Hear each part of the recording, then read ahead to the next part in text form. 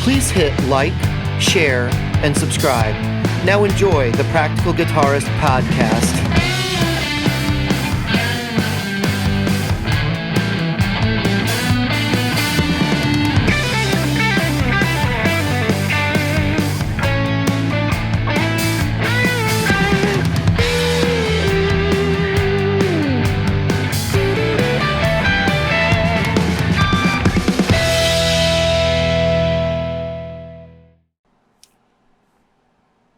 Hello, Jim. Hello, David. As we were just discussing before the show started, we were disgusting. I mean, probably. Before the show started, I'm going to move my microphone. I was telling Jim that I went down the looper rabbit hole today. Oh, good God. And so last week I reached out to wonderful Guitar Center rep, Robert Jackson. I've been kicking around the idea of actually, so Bryce, should back up. Everybody knows I've been doing Twitch. We talked about it on the show. And I'm thinking, like, I want to get away from doing the pre-programmed backing track, and I want to do this thing that I've had in my head for a while, which is to play backing tracks, but that are like based on verse, chorus, bridge, and then use, I'm going to play the verse now. And then play the verse, and then maybe let the verse go on a few extra measures so I can do something different and be more spontaneous to get more of the live band, kind of working together sort of feel going, but also just to let myself not be bored as shit. I mean, honestly, it can be really boring playing the tracks. So I went down and I actually just started doing a little bit of research, and there was a couple of really cool candidates. The Eros Looper was the one that ended up like being at the top of my list. So I got a quote on it, and I got a pretty good price. And I got, that would have been integrated with the Beat Buddy, who's also made by Singular Sound, who makes the Eros Looper. So they control each other. If you do a fill on the Eros Looper, or I'm not fill, but if you change parts on the Looper, it's going to change parts on the Beat Buddy and vice versa. And they both stop at the same time. And there's a lot of really cool ways that those products talk to one another. So let me explain why I didn't end up going down this path and why I won't be going down this path. So all was fine and good until last night. I couldn't sleep. I was just up and doing stuff because I was not feeling well. And I was on the internet and I said, I'm going to join the Eros Loopers user group to see what's up. And then I started reading through articles and forum posts and realizing that this is clearly a product that's in beta testing and being sold to end users. And I didn't like it. Like that immediately is a bad taste in my mouth. It's like, wait, so you're using people who put, and we're not talking a little bit of money. I mean, the Eros Looper is $600. People who put down money on a product are getting an incomplete product. And this thing came out, I think, at the end of 2019. Jeez. And there's been 3 firmware updates already. And they've all added like tons of functionality to the unit. But a lot of these things that they're functionality upgrades are really just things that you should normally have in a looper. Which is why I'm like, this is just messed up. So here's what I need. All right. I need part-based functionality. And I was hoping for 3 parts. Verse, bridge, chorus. Obviously, we're going to get into why that can't happen right now in a bit. But I was looking for that. I was looking for MIDI synchronization so I could run an external drum machine of some sort. And so in this case, it would have been the Beat Buddy. And I was looking for... I have my spreadsheet. I can read off of my spreadsheet, and that will make this much easier on me. MIDI clock sync. I was looking for... 3 serial tracks or 3 parts, that's basically serial track. So one plays after the other once you trigger it. And then, I wanted to be able to do pre-recorded stuff just so I can continue to use the existing tracks I already have in situations where that's appropriate. I don't want to have 2 loopers. If I'm going to invest, $600 in a unit, it should be able to play back my pre-recorded material. So loopers years and years ago, when I first started playing, I used loopers a lot. I used to sit in my house with a looper and play keyboards and do the whole one-man band thing by myself. Just pass the time. And back then I had an RC30 XL or something. It was an old Boss unit with the 2-button, job, and it just came out when I got it. And I think I had something before that, but there weren't many, right? And back then, 20 seconds of loop time was like, holy crap, Oh my God. Yeah. Yeah. I remember that was built into a lot of like the Digitech, the Zoom pedal and the Digitech pedal. It had like 20 or 30. I think the biggest ones were like 30 or 40 seconds. Of loop time. Yeah, which just seems insane by today's standards. Right. Because it's like, today, I mean, my Boss RC3, which is on reverb right now, it's back there on the thing, is, I think it's got an hour of time on it, 1 hour flat. Maybe I think 2. that's true. And can it X3? Yeah, it might be 2. I don't know. And then I know the Digitech unit that I had before was limited by the size of the card. So if you put a bigger card in, you could go longer. And I think I was at 6 hours or something. So those are the 3 core functions, right? So here's where the Aeros failed. It actually has a MIDI clock sync, yes. It has number of serial tracks, yes. It's able to do pre-recorded playback. It is not a performance looper. You can't do things on it without bending over. And on top of that, well, you could do them. Just use our MIDI controller. At another $300. $900 to get this functionality. So I said, well, I can get any MIDI controller and program. I'm not an idiot. So I started looking, and I looked at their MIDI control manual. You need 1 button to go into song select mode. You need 1 button to bank up. You need 1 button bank down. And you need 1 button to select. So that means you're at a 4-button MIDI foot switch to control this damn thing. I'm like, that's ridiculous. Where did you get this idea that was how you should implement MIDI on this product? I've never seen a MIDI implementation where you can't just change patches by sending a program changer or a continuous controller message. Usually that's why they have. If you ever wonder why your devices have like 129 presets or whatever, it's because 0 through 128. It's MIDI. That's why. That's why you do that. That's why you have banks. Right. It's the same thing, like, because it's a way to divide up those 128 presets. So, by the way, your RC3 does 3 hours. It's 3 hours. 99 frames is 3 hours. Okay. And I think that's built in. You don't. There are no. That's the one nice thing about the RC3. There are no cards involved in the RC3. It's both. It's a double-edged sword because you can't just swap cards to get different songs and performances, and you have to plug it into your computer to back it up and move content, which kind of sucks. Yeah. I have a Digitech, the Jam Man. I have a Jam Man XT Solo. It's in a box over there, also being sold. This is the 4-button, the stereo something or other. Yeah, that's the big guy, the bigger version, and it does everything I need it to do. I can go up, down, select all that stuff. So Jam Man's great. I wish Digitech hadn't been bought by Samsung and plundered, because once Samsung bought them, they just basically cannibalized that company. That honestly, the Jam Man product line, I'm seeing people that are selling things like the Aeros to go back to Jam Man products that are only available used. And the person that I was referring to earlier uses 3 Jam Man XTs. He has them synced so they can have 3 separate loops. And that was something I thought about doing, but you have to turn one off to turn the other one on to turn the, it's like, it's a lot of tap dancing. Yep. I'm not opposed to doing it. About. If I need another product to go down that path, that's not something I'm opposed to doing. It's just it's just there's a lot of power supplies on the floor. That's a lot of because those are digital pedals. You're going to have to buy a separate power supply. I was going to mount all this stuff on a separate board too.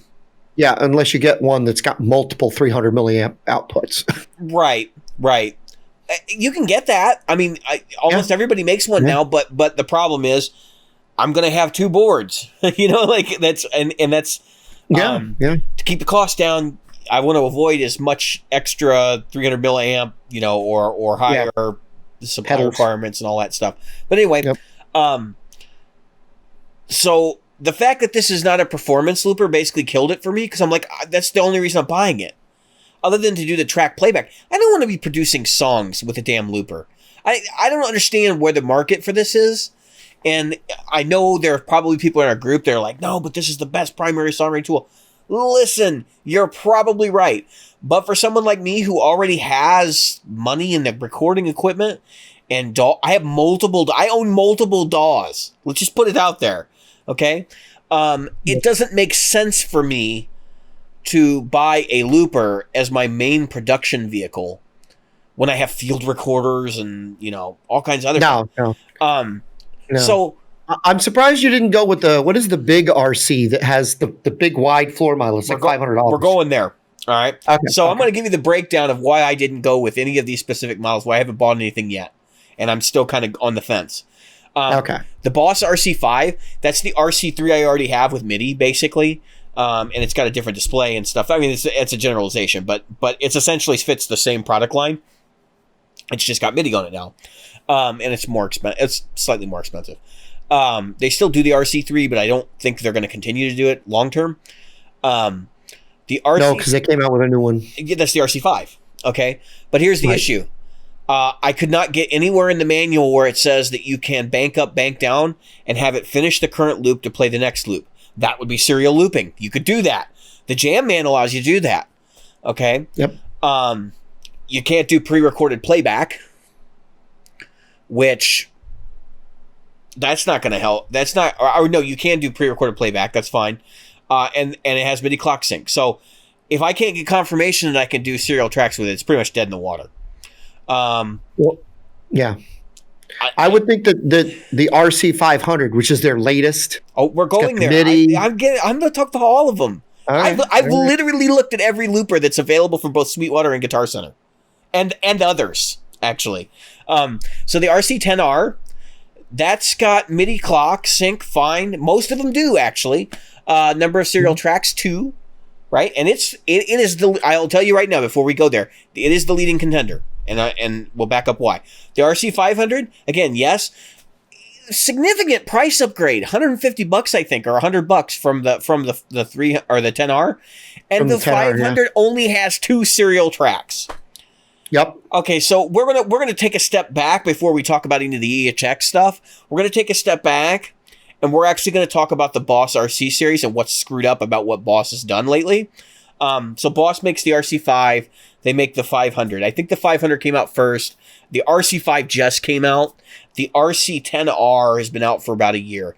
So the 500 comes out, and everybody's like, oh, yeah, great. They expanded the record time. It replaces the old 300 series. Or not the 300, the 30 series. The 300's the big guy, right? We'll get there, too. Yeah. But so I'm surprised the 300 is still being made, quite frankly, because it's using the old school foot switches, and it's kind of their old school architecture. So anyway, the 10R, the 10R comes out in between the 500 and the 5. It has rhythms on it, right? Which the other one has too. The 500 has too. Here's the difference. The 10R is general MIDI. You can send MIDI messages to it and play it like a rhythm machine. So in other words, I can sit here with my computer controller and I can play drum beats if I want to. I'm not going to do that, but there's more. You can actually take your MIDI files, run them through a conversion program, and plop them right on the device and play your own rhythms from the device. MIDI rhythms using the internal drum kits on it. Now, I initially couldn't find out much information about this feature. Somebody mentioned it to me. I went, it does that? And I dug around and I found the software and I found a little bit of documentation that says, this is what you do.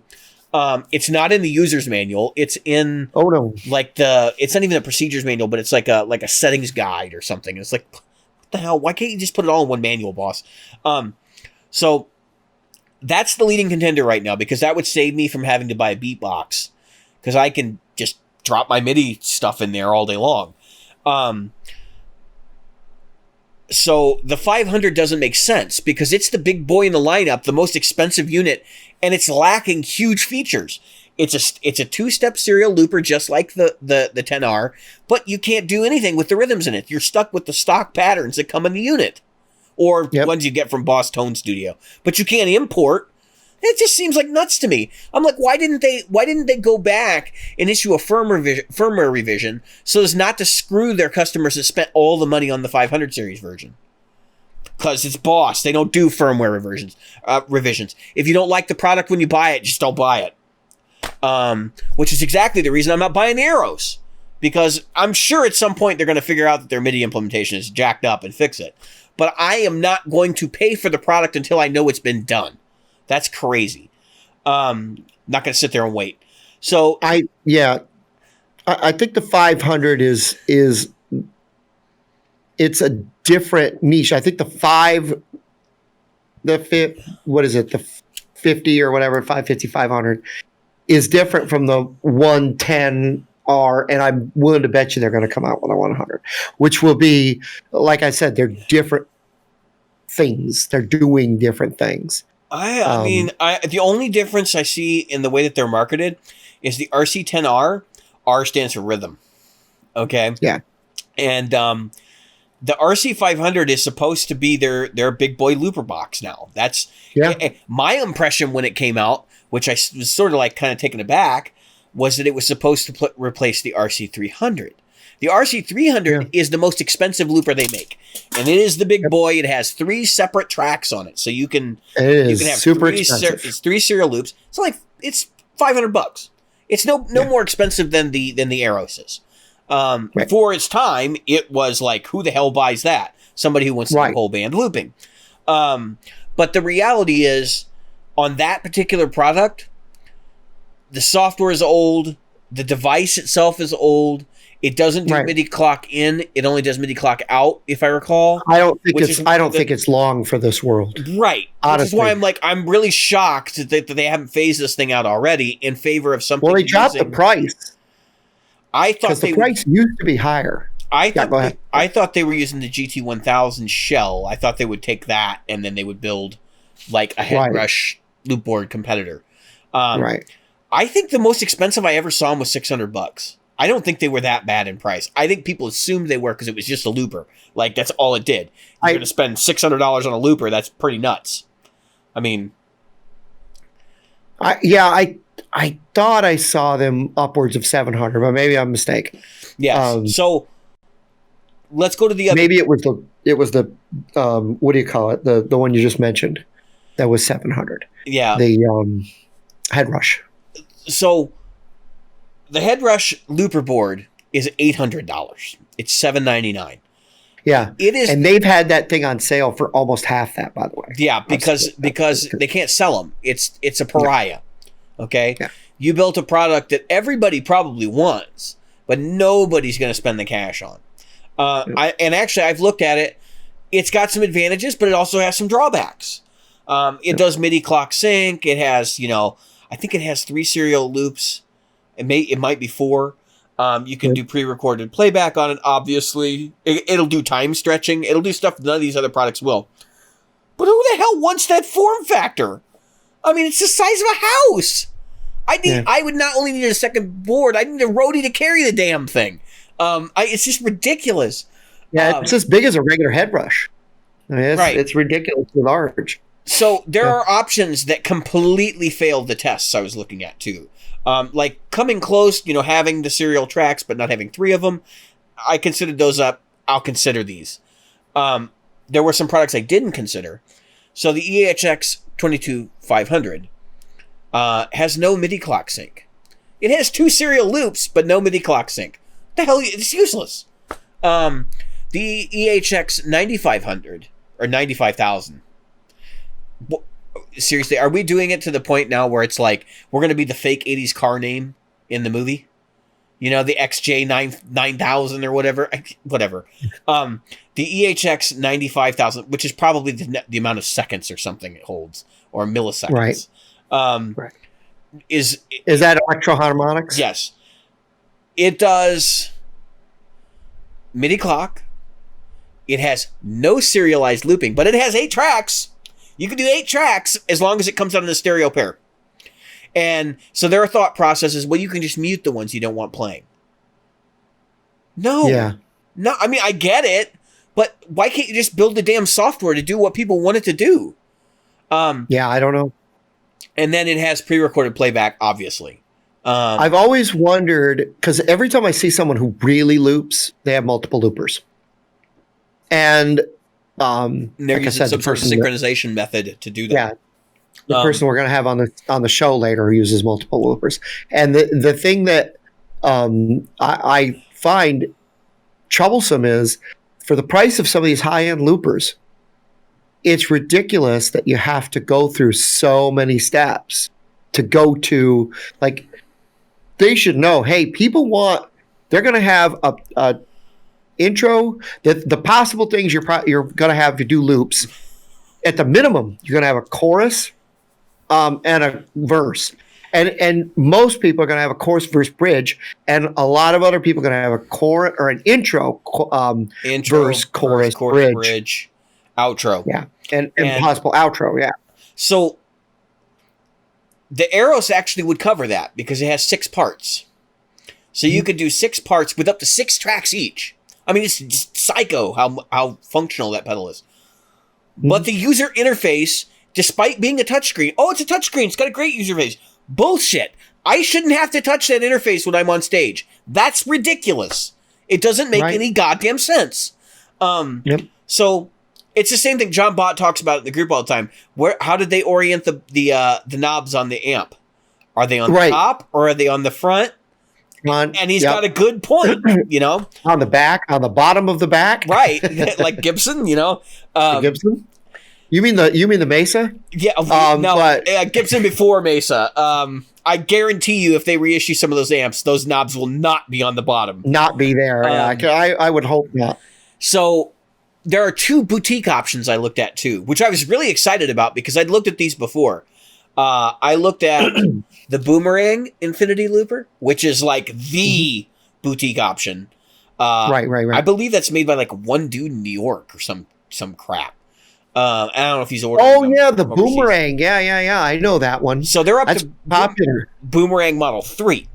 And it has graced the hands of some seriously great players over the years. Jim Campbellong was a big Boomerang user. He does all kinds of crazy wacko stuff with it.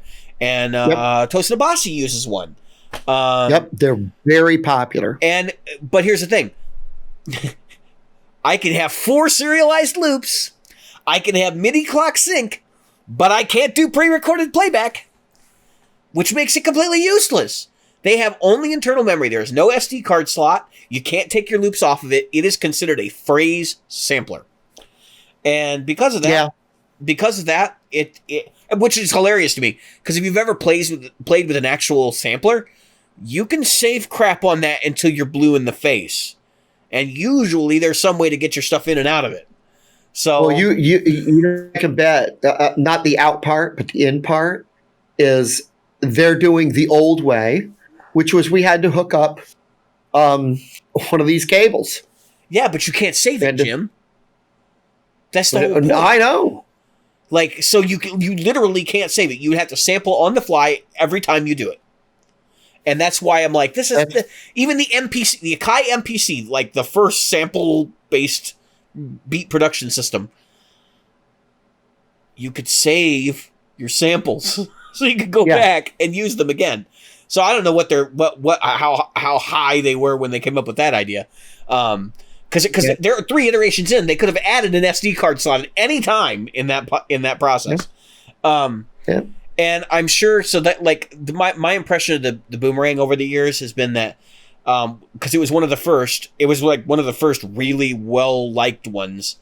My impression was when they were like, we need to really update to stay up with the competition. It was kind of like, do we dare change things? Because like some of these guys are going to be like, why the hell are you changing it? And so that's kind of why they held off. And I would say right now the Boomerang phrase sampler looks great. Like the 3, if you don't need to do pre-recorded playback and you don't care whether your stuff gets lost every time you use it, that is the one you want. And honestly, like, I really wouldn't mind having that, but I need the pre-recorded playback too. And they don't have it. To do some soul searching in terms of like whether I'm willing to spend $450 on a product that Doesn't have everything I want. So the other one is the Pigtronics Infinity. The Infinity is very similar to the Boomerang in a lot of ways. It's got some cool stuff going on. It's got MIDI sync. It's got 2 serialized loops. It has a lot of quantization options, and it will do pre-recorded playback, but it's only 2 serialized loops, and it may be discontinued because if you didn't know, I don't think we reported on this show, but Absara Audio was purchased by another company. Dave over there, Dave Absara, I think that's his last name. I think he actually is Absara. Sold the company. He sold Supro and Pigtronics, I believe, at the same time. And so Boomerang Infinity Looper has Infinity Looper version 2, which has no clock sync. No clock sync. So it's like they took the most important feature out of it, and then they just, we don't need that. Guitarists don't care about MIDI. We don't care about MIDI anymore. I mean, some of us do. Probably half the market, maybe a quarter of the market actually would like to have MIDI available to them, but apparently not. So here's where I'm at right now. I think the RC10R is where my money should go. It's not an expensive pedal. It's going to give me basic rhythm functionality. It's MIDI syncable. It gives me 2 loops. It's decent audio quality. Having the general MIDI functionality is a bonus. I can probably parlay that for a while. And then at some point I can upgrade. I can get something else. Because right now, none of these things do what I want them to do. And Jim, like you were saying, I basically designed a product in my head today, which is that give me a goddamn looper with 3 serialized loops in a compact pedal format that has an interface that I can do everything without touching the damn thing. Like, this is just ridiculous. Again, you get to where it's like, it's almost as if they never talk to someone who uses loopers. No, or they've never used a looper. I think it's all cost compromise. I think these companies look at it and go, we can't build that looper because it's going to cost X amount of dollars and it's not going to hit our target price point. Stop with the target price points. I will pay. I am willing to throw down. I had a quote for gear for all of this stuff for almost $1,000. And I was like, screw it. Like, I'll pay for it. Cause I'm just at the point where, like, this product should exist. I should have a way to accomplish my vision. and it doesn't exist. It literally doesn't exist. Or at least I haven't found it yet. And it's been suggested by several people. Just use Ableton. Yeah, I'm gonna get real angry. I don't want to. Yeah, you're gonna have Boomer Dave mode, which is that it's not gonna happen. I mean, I'm talking about it's not gonna happen. Ableton is not the thing I would use. No, hell. Why would you? Why would you want to drag a fucking laptop to a gig? That's exactly what I'm saying. Why would you drag a fucking laptop to a gig? I know a lot of people who do it, and like, I'll be real with you for a minute. If you're doing that in a bar band, my hat's off to you. You are amazing. The level of like your tenacity at this, because you're basically just assuming your computer is going to work. And I have been in situations where my computer has let me down, and a live gig is not one where I want that to be the case. And I have been doing IT work for the better part of 15 years, almost 20 years now. Actually, probably closer to 20 years now. And I can tell you, if you're taking a laptop to a gig, you're just waiting for it to fail. It's going to happen. Unless you bring 2 of them with you, you're just waiting for it to happen. Exactly. So then, and if you're a looper-based artist, and that's all you do is like you and your acoustic guitar, the hell are you going to do with Ableton Live? When your laptop goes down, you're just going to sit there and be like, well, I guess you're just going to hear me playing rhythm all night. Exactly. I mean, I can understand, let's say, all right, you could probably get a Bluetooth MIDI or Bluetooth device controller. But again, like you just said, you gotta have a laptop that is all it's doing. Yeah. And that better be the only thing it ever does for you. That's what you would be doing. If it goes down, there goes your gig. You would take Ableton out and a laptop, or on a laptop with a controller and an interface. And all of the crap that you have to have in your home studio to make your shit happen now has to go with you to every gig. That sounds insane to me. Yeah, but you know what? We don't live in a DJ world, and these DJ people, I say it like they're some kind of alien. These folks that do DJ stuff, they're used to they bring a laptop to everything. Oh, I know. They live on that stuff. I know, and I've also seen DJs fail, which that's a whole other can of worms. When your computer crashes, or your hard drive has bad sectors on it, and stuff's not playing back, and iTunes is not functioning properly, or whatever software you're using for playback is not functioning properly in your live situation. What do you do then? What do you do then? You sit there and you look at the audience and you go, does anybody have an iPad? It's just nuts to me. That's why you should have two. Now in this case, I'm looking at these loopers and I'm going, bang for buck. I'm looking at the compromises I can live with. I think I can live with 2 serialized loops over, not having MIDI clock sync. Because then I can't connect a beatbox if I want to at some point, or whatever I want to connect to it. If I want to put a sampler on it or anything like that. And then pre-recorded playback, I need to have that because when we get out of the pandemic, I'm probably not going to have a band right away. So it makes more sense to continue down that path, at least for the short term, until I figure out, what that situation looks like. But I mean, this is just, it's still just jaw-dropping to me that there's literally an $800 looper pedal on the market that makes no sense. And then from $800 to $500, they're all missing something. And then from $500 on down, it's a crapshoot as to what you get. You don't get what you pay for. I mean, I think you'd be dumb to buy an RC 500 right now, to be honest with you, because I don't see it offering anything over the other than the mic preamp and phantom power. It does not offer anything over the RC10R. That's exactly what I was going to say. Because I watched Andertons, and unfortunately, they don't do vocals. So when they demoed that, I went, oh, so it's a 2-button or 3-button, whatever it is, RC5. It's nothing great. It's nothing to write home about. It's nothing to... And I watched them demo with the RC10, and their demo, you should watch that. I did.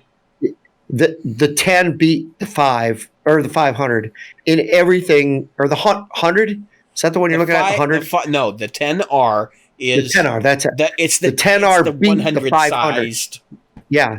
The 10R beat the 500 in everything as far as the guitar went, because it for money it had all the functionality you needed that the other one had, unless you're going to sing into it.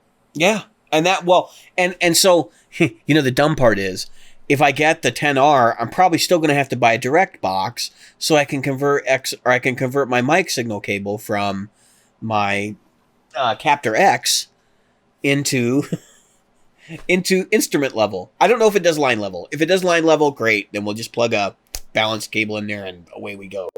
But I have a feeling that it's not going to be line level. It's going to be instrument level, in which case it needs to be converted to avoid grounding issues and to avoid noise. So this is just sometimes you just look at this stuff and you go, what is missing here? And I think you're right. I think some of it is just companies not listening to consumers, but I think it's companies not listening to consumers because they don't want to build a product that they don't think will sell financially, as opposed to a product that, I was looking at the RC10R and I realized what it's actually competing with. It's not competing with other looper products. That's their Trio killer and their Beat Buddy killer. Yeah. And so the Beat Buddy is a fantastic piece of equipment. I've done a lot of looking at that. It's going to be really hard for me not to buy one at some point, because for doing the home drum thing, where you can just hold it down and it changes parts, or just trigger fill by hitting it, that's fantastic. I'm surprised no one else has come out with that product before. But therein again lies a niche where people forget that there's a lot of solo performers out there. And we need more companies like Singular Sound that are more focused on people trying to do that kind of stuff, because they built the Beat Buddy And that was the whole genesis of that. But where they went and did the beat looper, the looper, the second thing they did, and it's like, guys, you probably should have made the bass buddy in between, you know, and then focus on a an Eros, because they clearly didn't have a handle on what everybody else needs from this piece of equipment, because it's just sorely lacking. Like the interface of it, the idea of how it works and the simplicity of it makes sense if it's on a stand in front of you. But the fact that you have 4 foot switches on the damn thing, and you literally can't bank up using the foot switches, that's embarrassing. I mean, that's like next level. What the hell were you thinking? You should be able to hold down 2 of the foot switches and get into the bank up and down mode or something. You couldn't come up with some way to make that happen? Double tap, maybe double tap hold, you know, anything to get you into a mode where you can bank up and bank down. And I was talking to a couple of people today, and somebody suggested that was probably a proprietary thing, that they decided that they wanted people to buy the proprietary MIDI controller. And you know what? There was something else that I found out this week, that apparently the Beat Buddy, when it originally shipped, they said that the cable for the foot switch was proprietary, and it was not. It was a TRS cable, but they were lying to people and telling them it was proprietary, so they had to buy the Beat Buddy branded TRS cable. Mom, trying to convince them. That's really messed up. Like, you know what I mean? Like, that's really screwed up. So just keep that in mind, you know, that people do stuff like, companies do stuff like that, where they try to force you into buying their other product to go with it. I've seen a lot of marketing for the Beat Buddy and Eros. A lot more marketing on that than I would have thought. Like, here's the ecosystem. In fact, they even did a video where they're like, here, let's show you the whole ecosystem. And it's like, so you just basically want us to buy all of your stuff. Like, I get it. You're not trying to make your stuff so it works with other people's stuff too.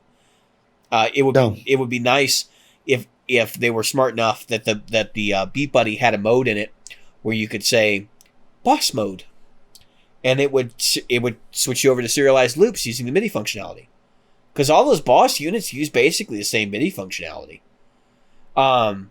Or you could have, you know, whatever other mode that you need to interact with other MIDI enabled loopers. EHX mode, you know?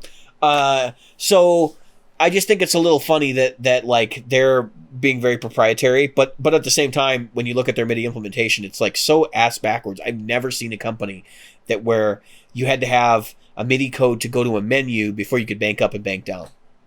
Like, it doesn't make any sense. That was totally done to be proprietary and to so that their MIDI foot switch, which has a delay in it when you hit the foot switch, so it'll send all 3 messages in a row. That's just wild to me that's built into their foot switch, just so that they encourage people to buy their foot switch, their MIDI foot switch. Which, that's another thing. We've talked about this on this show before. MIDI. Everybody should know at this point that MIDI was a ratification standard. In other words, there were a bunch of companies that came together and they ratified this standard. MIDI 2.0 is coming. It's just not here yet. They actually ratified it, but there's been no products released yet. But it is coming, because it, again, same industry. People got together and they decided that they were going to do MIDI 2.0. So this is manufacturers agreeing to do this. So MIDI happened, and then one of the things for MIDI, a couple things. MIDI is supposed to be over a DIN cable. Is it 9-pin? I think it's a 9-pin DIN. Yeah, I have MIDI cable right there. So 9-pin DIN, cool. Not a auxiliary cable, a 3.8 millimeter or whatever it is, the tiny freaking auxiliary cable, not a headphone cable, but a 9-pin DIN. And it used to be part of the standard, and I believe it still is, that MIDI is carried over a 9-pin DIN. So if you're saying you are MIDI capable, you are not. You are transmitting it over the wrong damn cable. That just means you can accept MIDI. It does not mean that you are MIDI certified. It does not mean you can put general MIDI on your stuff. It doesn't mean any of that. It just means I can communicate using the same set of signals that MIDI uses. Right. And I have intense problems with Eros's implementation because I was looking in their manual, and there's supposed to be a MIDI specification chart, which has all of your messages and what they do and how to, what goes where. They were intentionally cryptic in their MIDI chart, which wasn't a chart. It was MIDI and like a paragraph of stuff about, what this does. And the first version of the manual lacked certain functions that were already in the unit. So they were hiding. They didn't want anybody to know you could do that. And so now the new firmware came out. They've updated it. The manual looks a little bit more complete. Their manual sucks, by the way. Their documentation is freaking awful. I've never seen anything so abysmal in my life. I read that manual and I felt like I still didn't know 50%. Like I literally read it and then would sit there and go, well, what does that actually mean? I've never had an experience with a manual where I stopped and I go, well, what are they telling me? And like kind of scratch my head. Like, what does this actually mean? Like, what are they hiding here? They're trying to hide something. What the hell are they talking about? They're trying to hide something. Because it's like, have you ever seen a Mesa Boogie manual, Jim?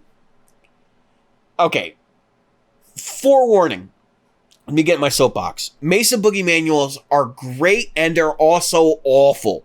Because Mesa Boogie manuals are wall-to-wall text.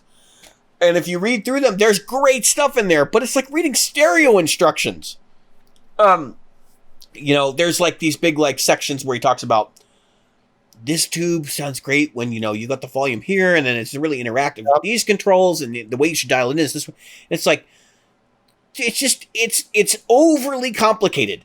Just give me an overlay of the controls and then give me some sample settings to get me started and maybe talk about like plug your speaker cabs in this way. And plug your, plug your effects loop as serial or parallel, and like the basics. We don't need like. I realize why they've done this because people bitch about their amps being hard to dial in, but there's a lot of information that's great in there. I read this manual. It's like that. It's wordy as shit, and there's no information in it. It felt like there wasn't anything in there, except for the MIDI chart, which was intentionally vague, and then. And not laid out to MIDI spec. So there are definitely some places in there where it's like, what do you actually mean? Send this message to here because you're being intentionally vague about what this does. Or it doesn't like, right. I would have actually accepted the way they did it if they were like, okay, in order to do this, you got to do this, and then here's the messages you need to send. But they didn't lay it out in that way. And that's not the standard, but it would have been okay. Whereas, like, I'm used to reading, taking any Yamaha synthesizer. You flip to the back of the manual. The last 3 pages are literally a chart. It says these codes, and then it says correspond to this stuff. And you're like, okay, that's pretty straightforward. It's an industry standard. That's why you should do it that way. Stop thinking that nobody can understand industry standard. Like, that's just wrong. The reason why people don't understand MIDI is because they have zero experience with it. Don't dumb it down. Encourage them to actually learn it because it's something we all should know. Anyway, that's my soapbox on loopers. I feel like I've wasted 40 minutes of the episode or something, but at least now you can all feel my pain because it's just my mind is completely messed up about this. I just don't understand how there could be like 11 products or 20 products on the market and all of them fail to do the things that you would want in one box. And yes, Jim, you're absolutely right. You can take 3 of these things. You can use, you can connect them via MIDI, make one the master clock for the other 3, and away you go and have your serialized loops. The problem is, once the one is started, you have to start it and you have to stop one and start the other one. And you have to set it up so, and the looper has to be capable of continuing to finish the loop before it actually stops. So usually there's a setting inside your looper that does that. So you stop one, start the next one. Stop that one, start the next one. It's not super bad, but you need one looper for every section of a song. So if you're doing 6x6, like the arrow says, you need 6 loopers. You can see how this can get really bad really fast. But yeah, if anybody has any advice, throw it up in the group. I'm curious. I'll bite. I'm sure other people are more knowledgeable on this topic than I am, because I just thought, oh, well, I'll find the one that does what I want and buy it. That's not happening, so. Anyway. Well, yeah. So let's go from bad to worse. I don't know if you could get worse than that segment. Well, I want to talk more about. I don't want to talk about the product so much as the next topic. I want to talk more about the machine behind the advertising of this next product, and that's the new Acoustasonic guitar by Fender. Fair warning, everybody. We're going to talk about the Acoustasonic again. And I guarantee you we will probably end up talking about it again. At least one more time. Maybe 2 or 3 more times. There's been talk, at least as far as the users go, why didn't they do a bass? So I wouldn't be surprised. That's probably next. Bass doesn't have as big a market. They're not as concerned about that. Yeah, acoustic bass is kind of a niche thing. Especially at that price point, I can't see it. But anyway, I still can't see these things at this price point. Yeah. So let's talk about this. So Fender released the Acoustasonic Jazzmaster. Okay, yay. And what happened? Everybody knows, like 50 channels that you know, and that's probably no exaggeration. 50 channels had that thing in their hands. And they had them before release date. So they all signed an NDA of some kind. There were stores that didn't know they were getting these things before the YouTubers got them in their hands. Now, this was literally, they had these in their hands when they recorded the video that they all made saying, we're not chills. We don't do that.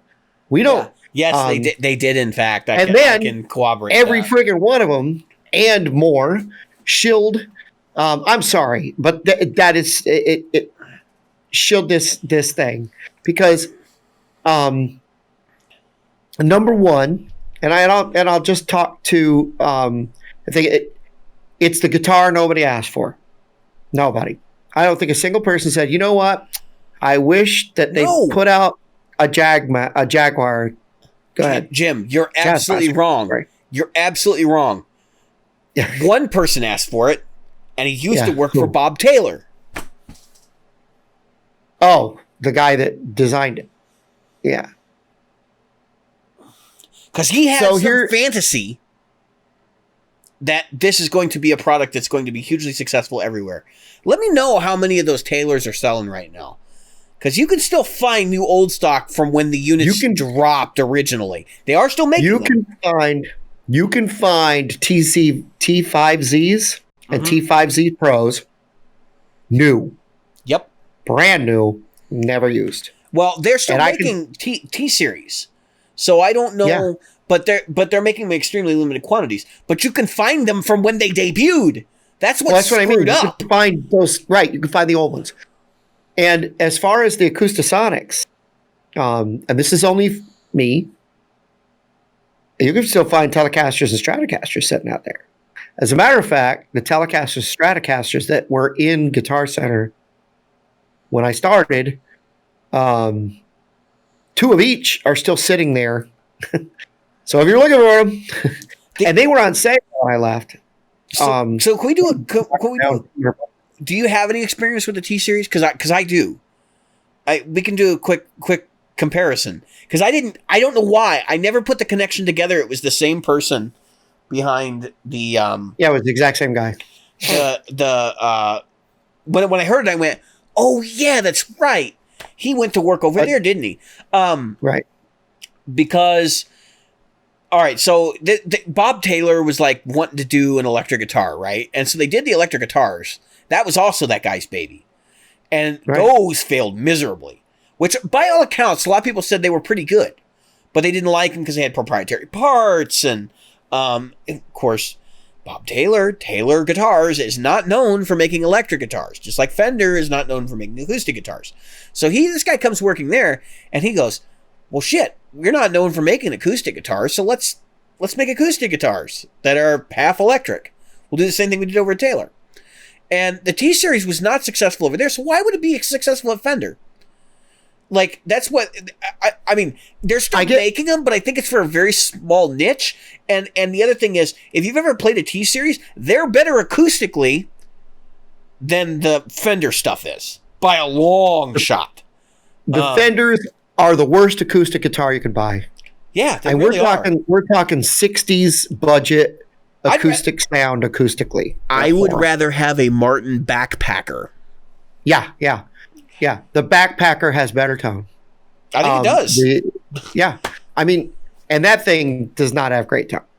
And the problem that I see with them, and of course, I just want to, because again, we're gonna get somebody on here that's using them. So I want to talk to the hardware at that point.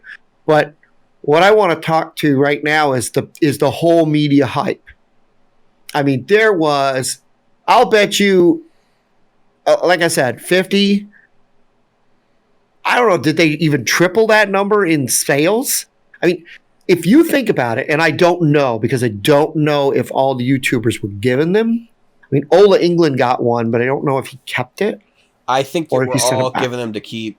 But let me. But yeah, go ahead. I have something to add at the end of this. I'm just wondering if they even tripled that sale in the first day, because now they probably did. But I just, like I said, so the one person I know that actually uses one, okay, said that finally he found one, it was finally one of the Acoustasonics that has an electric pickup worth using. That was the problem. All of them have the same modeling. I was just going to say, it's not the pickup, it's the IR. Yeah. And that's exactly what I was about to say. So they IR'd a different pickup. They IR'd a different pickup. It's not the pickup, they IR'd the whole goddamn guitar, Jim. You can take an IR of an acoustic guitar and apply it over another acoustic guitar and they sound great. Right. It's been a secret for years. And so I don't know, as probably not. I don't know as Fender has the ability, because they do have USB. It charges USB. So I don't know if they have the ability to upload IR. No, probably not. Probably not. I can take my twin reverb, and with the exception of physical speakers that are the difference between that and the blonde, I can upload the new software, and I can apply the new IRs that they have. Maybe. I thought the port was just for charging the battery. So. Yeah, and that's what I'm thinking. And so if that's the case, you missed an opportunity there. You can do that with any guitar, though. So that's where I'm kind of scratching my head. Like, I can take my Godin here, which has my Siegel, which has a okay pickup in it, and I can run that through an IR and make it sound like $1 million. I mean, I can make it sound like a Martin not Martin Jumbo, a Gibson Jumbo if I want, and it's a part. I mean, let's face it, that's got to be where the $2,000 is going, because I mean, when you think about the price on that guitar, okay, $2,000. It's not a great acoustic guitar. It is not built as a great acoustic guitar. Have you seen the facility they're building them in? No, that's where the money went. Okay, well, which is why they have 3 different models, because they have to recoup their money. I mean, that's basically what it boils down to. And so, all these channels, I mean, I have never seen a product. The Ratsbane was the last thing, and the Ratsbane costs $150. $150. Come on, you gave away $52,000 guitars, 50 or so. Let's say it was 50. That's Jim. That's a shitload of money. Jim, they're not going to NAMM this year. That's true. That's where the money went. Yeah. Do you know what this stunt? It's a stunt. Okay, it is. Let's call it what it is. Let's call it what it is. For our listeners, what you should be thinking when you see this, or at least this should cross your mind. And if it doesn't, then put this into your mind and remember it, so that the next time it happens, you see it for what it is. This is Fender trying to generate a market when there is none. Nobody wanted these things. Yeah, that's what I'm saying. No, okay. Who asked for this? The Stratacoustic and the Teleacoustic, like 20 years ago, were the same thing as what these are now, which is a plastic-bodied, because these are plastic-bodied, but it has the same tonal qualities, and it was a novelty thing, and it had a decent preamp on it, and you could take it on stage and pretend, like, that's what this is, except this is expensive, and it's a novelty thing, and people are buying into it because it's like, well, it's got an electric pickup. Listen, that electric pickup, one bridge pickup, is not going to do it for me. I have to have it. Honestly, I joked if they would make a Acoustasonic Stratocaster with 3 pickups, no sound hole, piezo bridge, actual Strat bridge on it, I'd play it. I'd play the crap out of it because it would be super resonant, it'd be light as hell. It would have interesting wood. It would be made in a state-of-the-art facility with state-of-the-art equipment. Because so this is the thing you probably should look at, just to give yourself some reference.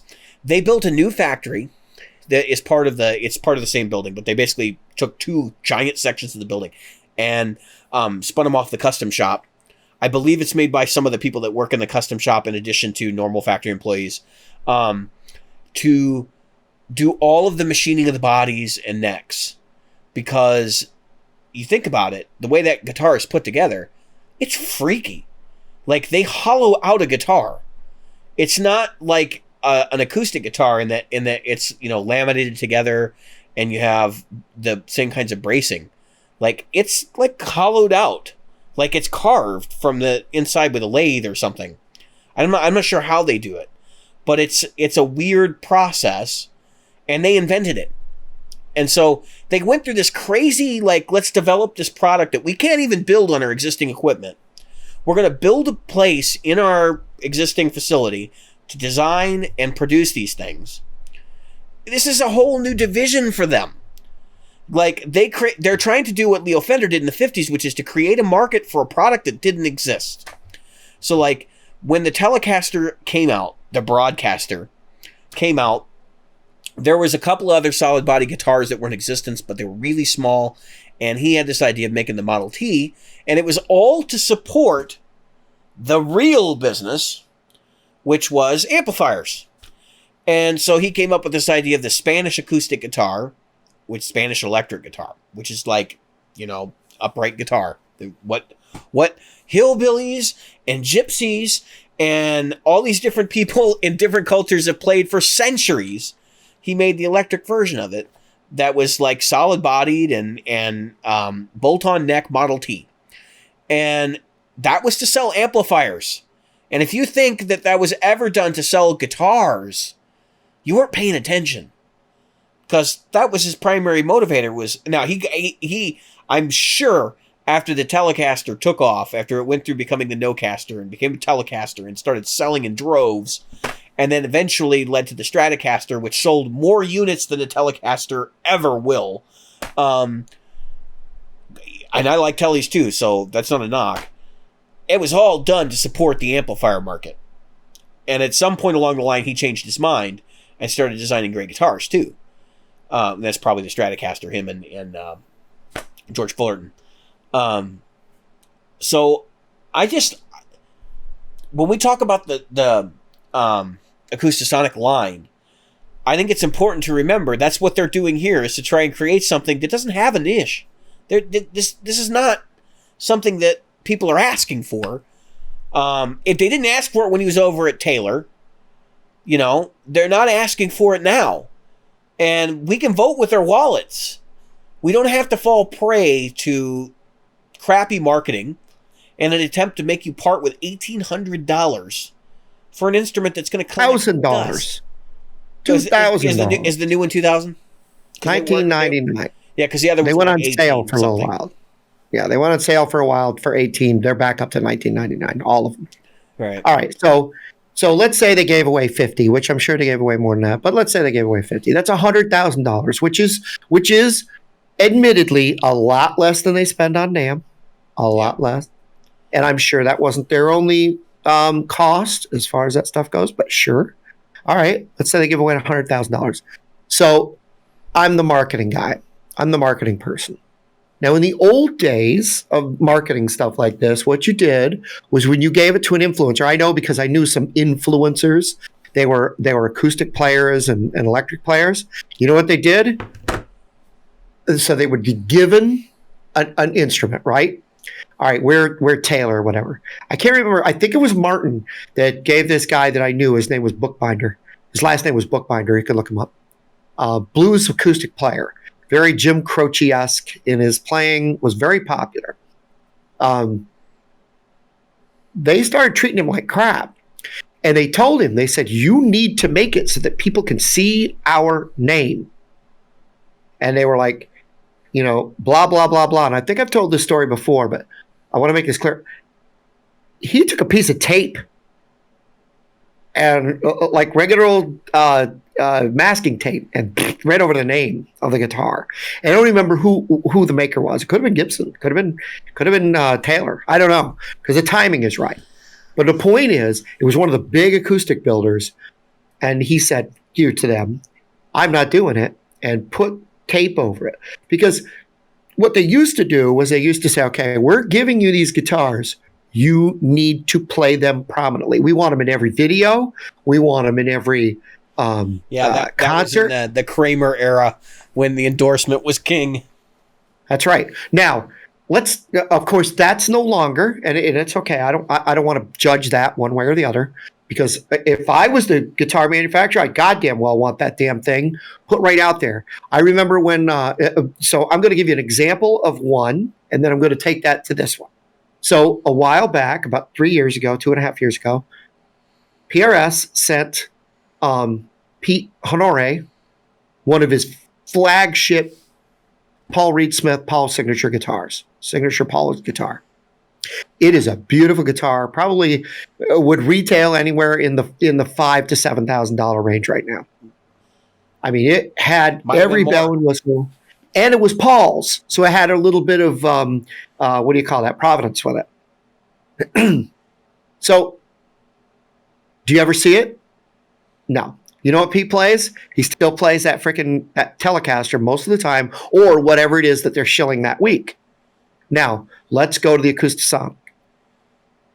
I gave away 50 of these things to Paul Davids, to Ryan Burke, to Pete Thorne, to Ola England.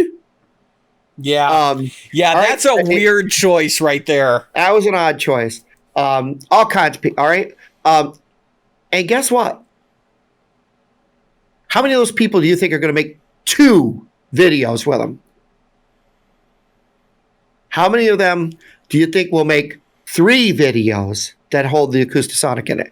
Other than maybe in the hanging on the wall behind them. As right above their silver play button. Right above their, oh, look what I was given. Ooh, look at me. Yeah, my award. And that's, and that's what it is. It's like that was cool. They sent me a $2,000 guitar that I've never going to use, and it's just as useful as that freaking silver play button. And that's the look at me. I'm pushing play. Nothing happened. Why? It's silver. So that's my point. My point is that it was hype for what? 3 days. We're talking about it right now. Might last a week, a month. And then it's gone. Will they really? And it's probably, I guess if I'm Fender, that's probably the bulk of those sales is those first few days. And then especially look at the timing. Number one, this is where I find it funny. Whether those guys did it on purpose or not, the shill video, We're Not Shills video came out, what, a week before that? Yeah. Okay, We're Not Shills. Hey, look at this. Look at the product we're shilling.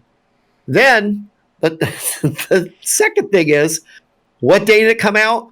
The day after the frickin' or the day that, one of the two, the tax money started hitting people's bank accounts. Yeah, I thought that was a little odd too. I think they were racing to production because they figured the tax payments were going to come out right before the expiration of the unemployment, Right. which is like everybody figured that was going to happen.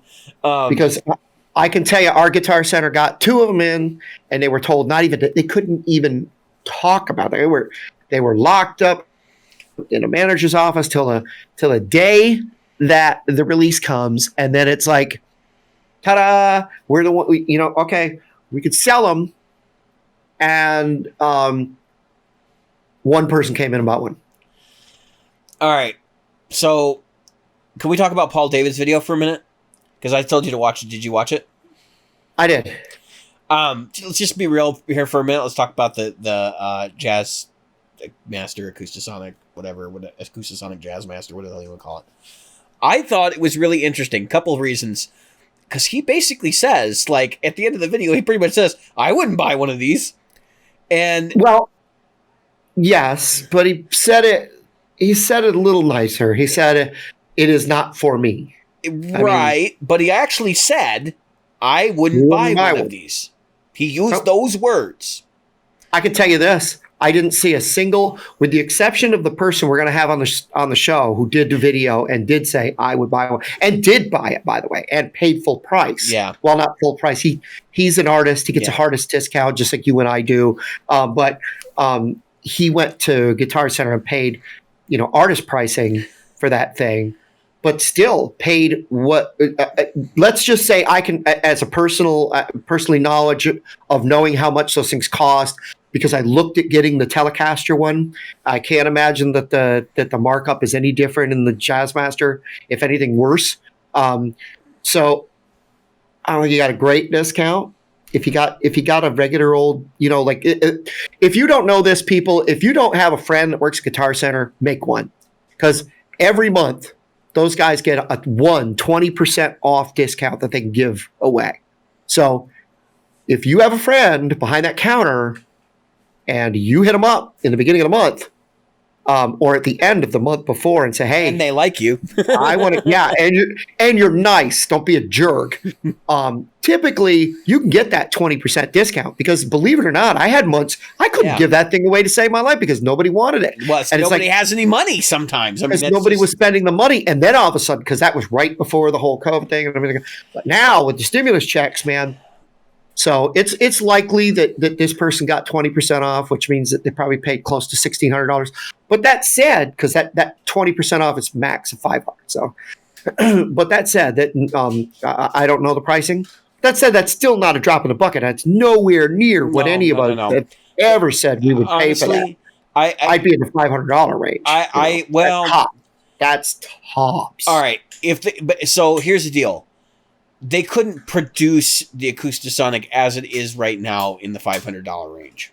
No. If they could somehow miraculously get the cost down, like use the same equipment and the same processes to do it overseas and get it into like the $500 to $700 ballpark range, I think it becomes a kind of an interesting niche thing.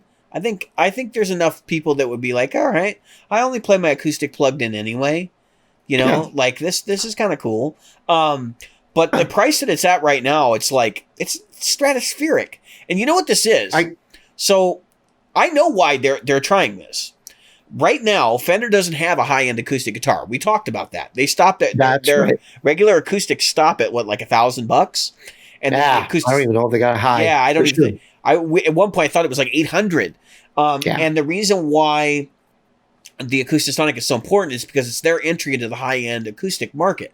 Now, so here's why they want to be in the acoustic market. If you know your stuff and you've been looking at investment prospectuses and everything else, you know that the acoustic guitar market has been selling unreasonably well for the past 10 years. Most places sell more acoustic guitars than electric guitars by a long shot, because for whatever reason, people getting into guitar today want to play acoustic. I don't know whether it's the Taylor Swift effect or whatever that is, or even the there's a ton of acoustic artists now that are like really popular. But if you're starting out in guitar, I think some of it is millennials going, well, I don't really want to invest in an amplifier and stuff, so I should just buy an acoustic. Yeah. Even if you want to play electric, I'm going to buy an acoustic. Maybe that's part of it. But anyway, the worship thing is a big part of it too. Like praise and worship people are buying acoustics because that's what they're going to do with it. They're going to go to a church and they're going to strum a bunch of chords.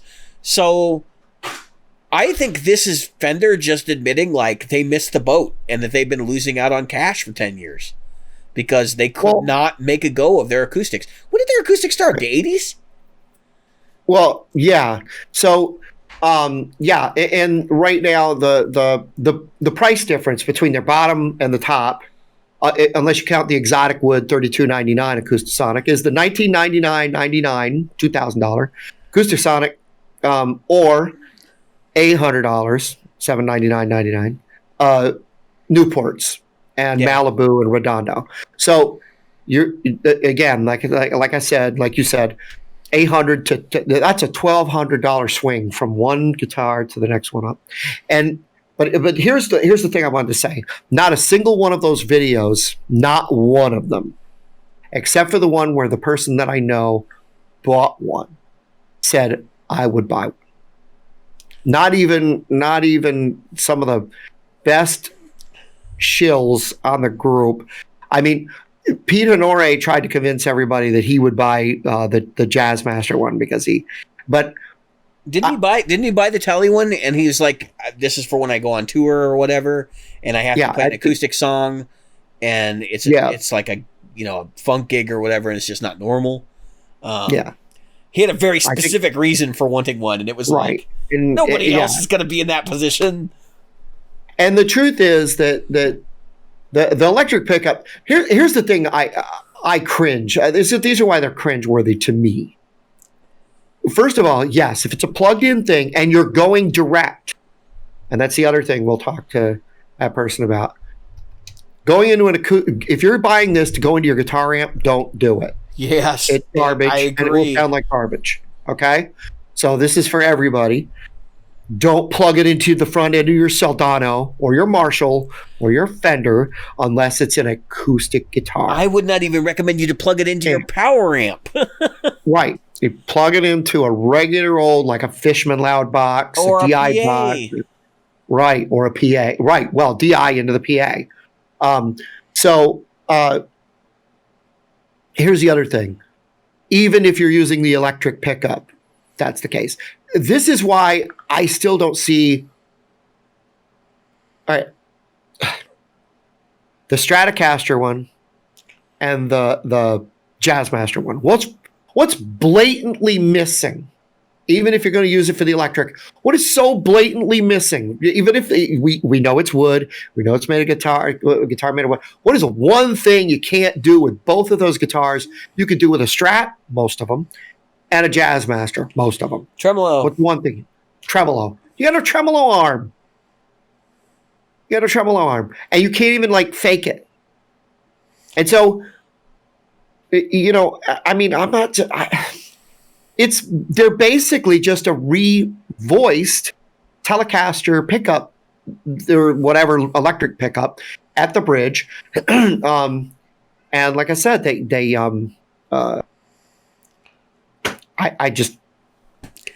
I think you're I think you're the wrong market, and here's why. There's mine.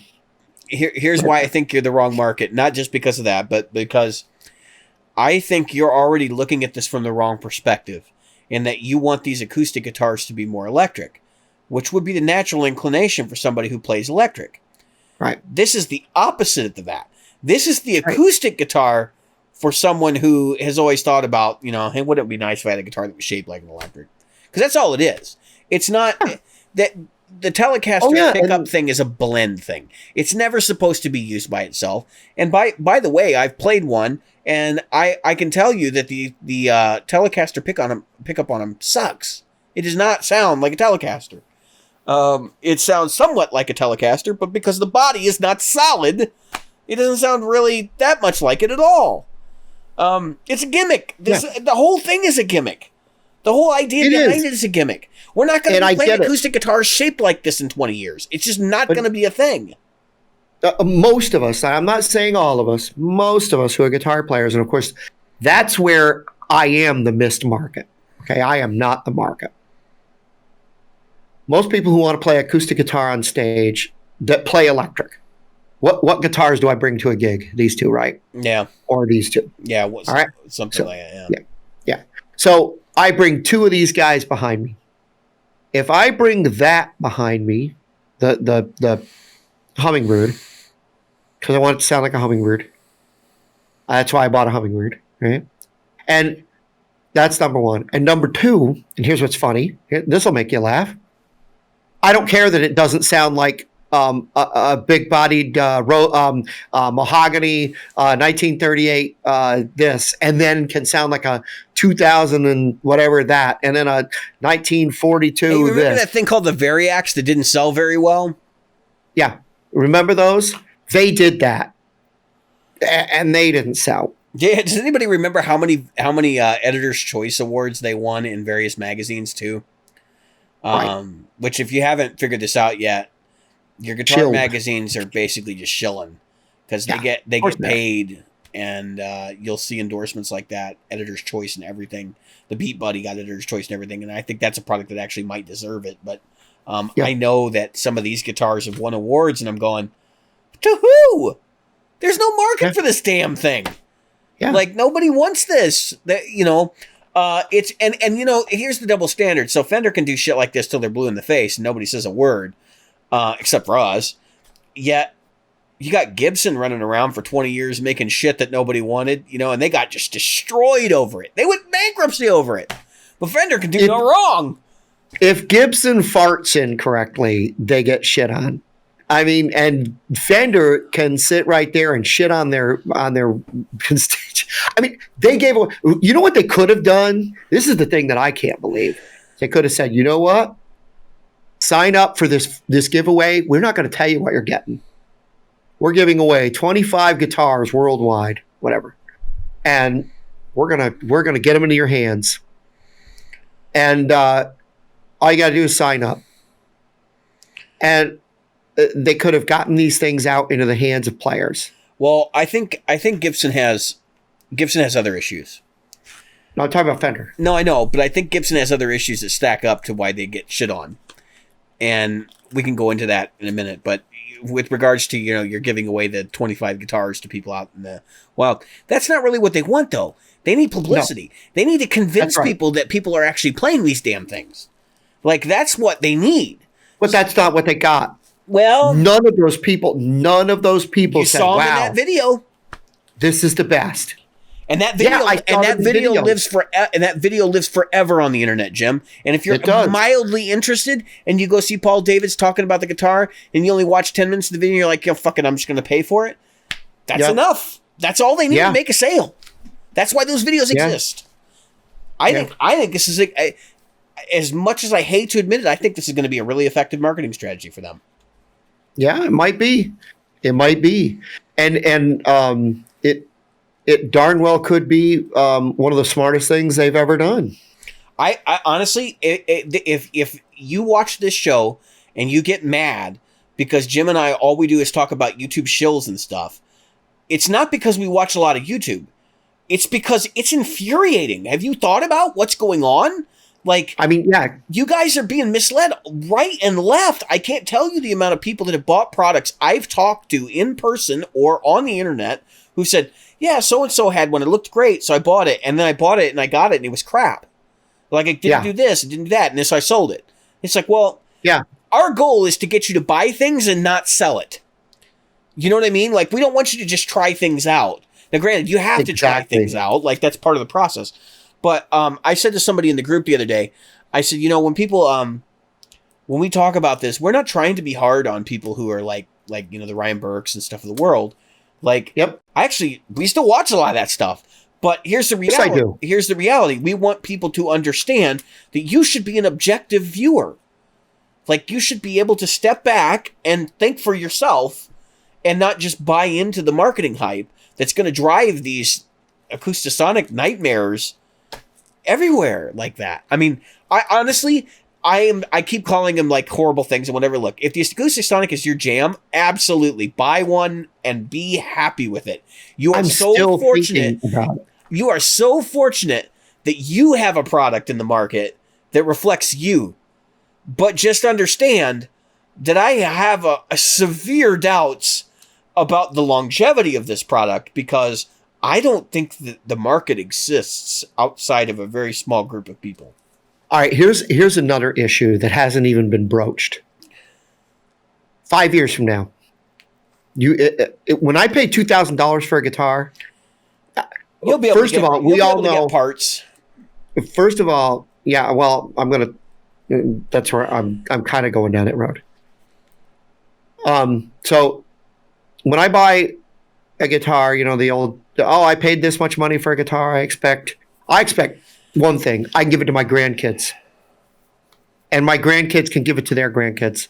Because right now, if my grandfather had bought a Gibson Les Paul in the 50s and given it to my father to give to me, to give to my kid, to give to my grandkids, right? That's a real thing, right? A 1950 whatever Les Paul would be like giving my kids gold, right? Yeah, but just understand, I think those days of vintage guitars being worth that amount. I know. But what I'm saying is that longevity. Now we don't know that a 2020 or a 2019 Les Paul will be worth anything. Good. No, not just value, will be good. Right. Like not fall apart in 25 years, 30 years. Yeah. But we do know that the past has shown us that they did last 50 years, 60. What are we 70 years in the future now, right? Yeah. We're going on 70 years. So if we look at that, and Fender, obviously, Fender guitars, if you can get your hands on a freaking Nocaster or a Broadcaster, holy shit, you've got some money in your hands, right? But you've also got a thing that you got a cutting board that has been able to play music since 1940 something. Yeah, that's almost 80 years. Yeah, 80 years. Think about that for just a minute, everybody. So I keep thinking about that 62 Strat. Keep thinking about them. Yeah, and the truth is, if you do the math, those old 50s guitars that sold for $200 or $250 back then were actually that value that we're paying now. Actually, a little bit higher, believe it or not, everybody. If you make up for inflation, it's a little bit higher.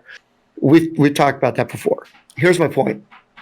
My point is, I buy a Fender Acoustasonic.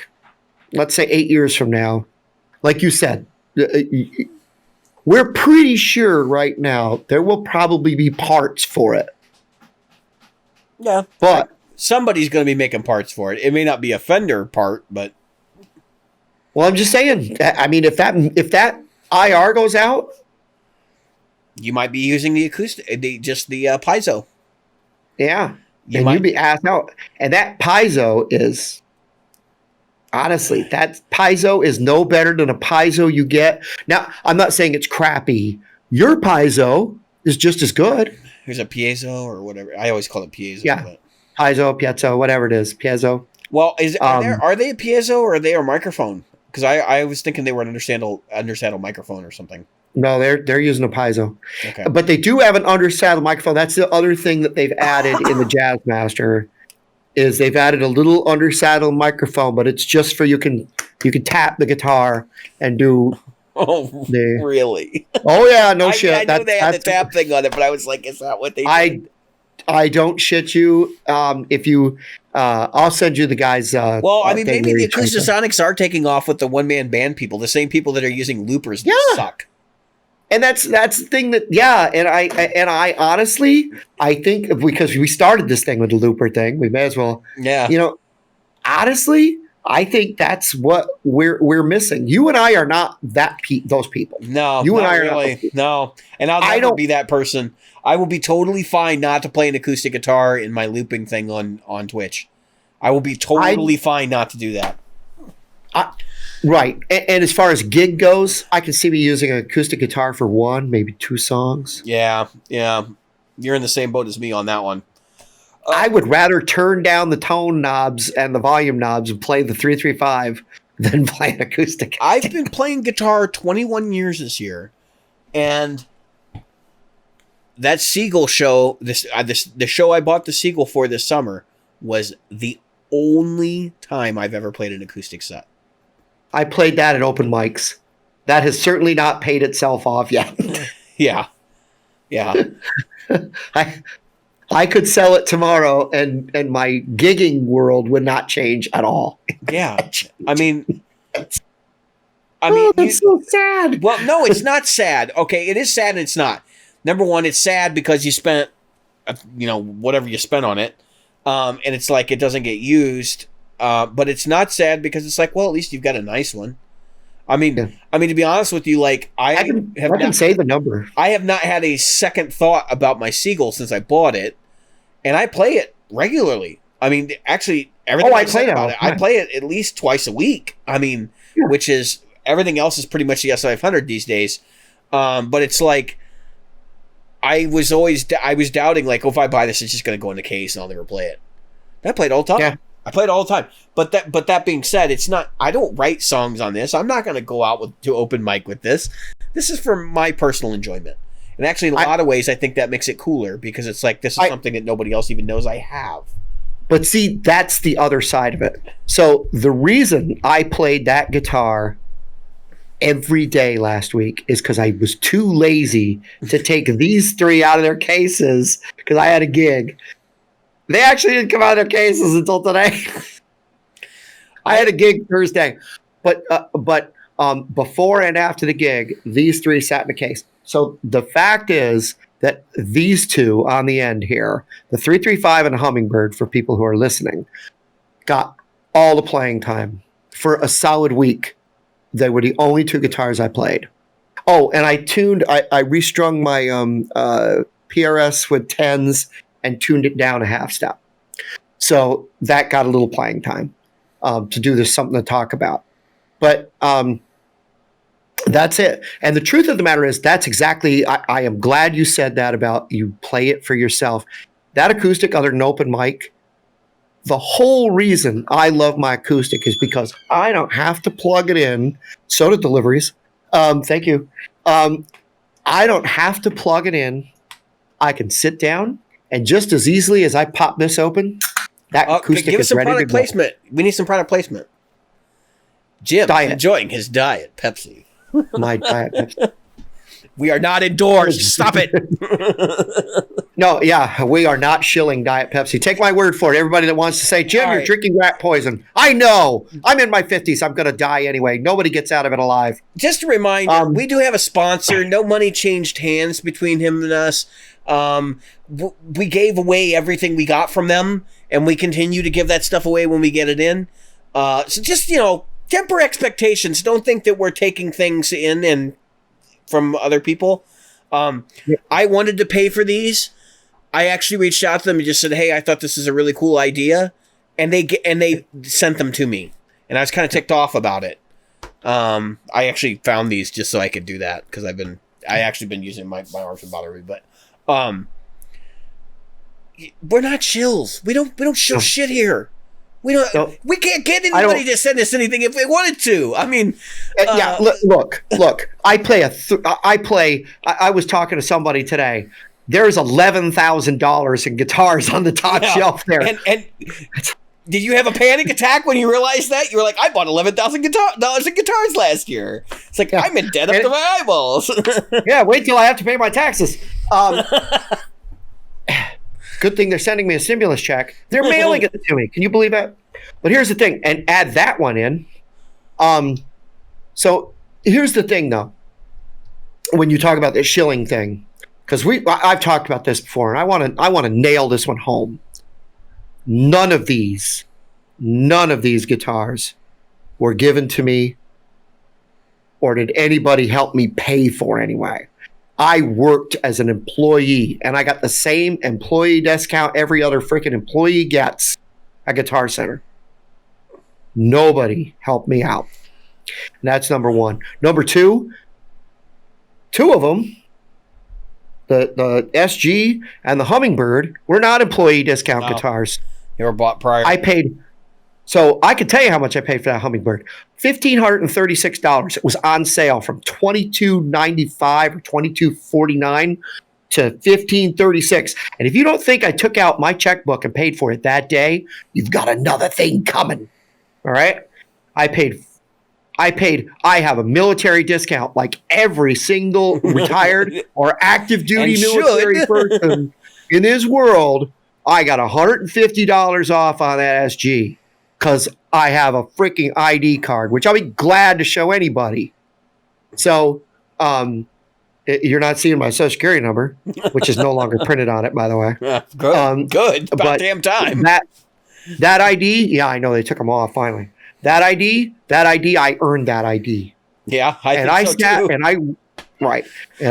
I worked on all the pedals that I bought that I got my employee discount on, and the three, count them, 3 guitars. That's it, really. That I got my employee discount. Well, I guess the bass. Yeah. I got my employee discount on. Let's just say the employee discount is really not any better. Well, it's a little bit, and we're talking at a price point that if you go in and you talk nicely to a Guitar Center employee and say, hey, man, I understand you get a 20% discount every month. When you have another one, could you let me know? I'm looking at buying a high dollar item. It's a friends and family. So you have to be a friend. You can't go in there and say, well, fuck you. I don't like you, but I want you to give me a discount. Because you have to be a friend, an actual friend. They can't use it to close a deal. So that is against the rules. I'm sure there are people that do it, but I'm just saying. So if you want to go in and you want to make yourself a friend and get yourself a discount, it's cool. I had a guy from Hawaii made friends with me. I got him a discount on a 335. He got $500 off a $3,000 guitar. But my point is, I am not shilling. Okay, yeah. David doesn't shill. We got yeah. We talk to people. We're nice to people, and if they can give you a discount, they will. Guess what? My guy at Sweetwater gave me a better discount than I could get on my PRS. So I got the PRS from freaking Sweetwater. Yeah. That's true. It's true story. I bought my Custom 24 from Sweetwater while I worked at Guitar Center, folks. Yeah. And that's because he was able to wheel deal and get me a good price. And I was like, yeah, heck yeah. And so if you don't want to talk to a Guitar Center person, talk to your Sweetwater rep. Call them. Reach out. Talk to people. For God's sake, this is a world of things where you can get things done, and you can get it. Every time I talk to them, I say it like this. I go, I just ordered just recently the rain cover and the little foot switch, which was $30 total, by the way, for my Fender Blues Junior, right? $30. I said, is there any discount you can give me? He said, Jim, there's nothing. Guess what? He gave me a discount. Yeah. Gave me a discount. Even though he said, no, I can't give you one. It was little. He gave you what he could give you. He gave me what he could give me, and then he gave me a lot of candy. I bet I got a pound of candy. So all joking aside, because that's true. All joking aside, though, we are not shilling you. I don't want to convince you to buy a Hummingbird. I want you to know why I bought it, so that when you buy your guitar, your acoustic, you make an intelligent choice on why. David bought what did you get, a Seagull? Yeah, I got a Seagull. Yeah. Solid wood series. David got a Seagull. Yeah. Didn't even bail out for it. It's freaking fantastic. And it's a fantastic guitar, right? Mm-hmm. And you shred on that thing. Yeah, I play all kinds of crap on there. But that's another thing. Like, so we talk about shills, and I feel like we're concluding our anti-shill stance over the last couple episodes. Yeah. The one thing I want you to take away from this, like as the looper conversation at the beginning of the episode basically spelled out for you, you can find videos of people saying this stuff is great, it's wonderful, and these products are wonderful, but it doesn't mean it fits your use case. Like, it is up to you to determine whether or not you should shell out hard-earned money for a product. And it is up to you to go through the manuals, and it is up to you to question the use case and what you're comfortable with. And just like I said, like, I have a systematic way of going through this process. Admittedly, it was prompted today by my wife, because I was bent out of shape, and she basically said, hey, make a list of like all the things you want and just go down the list and check stuff off. And I'm like, yeah, it's usually what I do. Like, why am I not doing that here? So I did. And I'm probably going to save myself $700 or something. Yeah. Because I did that, but also because I realized that there's no acceptable product for me. And there are definitely situations where I know people who have bought 3 or 4 of the same damn item in different configurations and maybe with different modifications from different pedal companies that they should have just bought the one that they ended up with.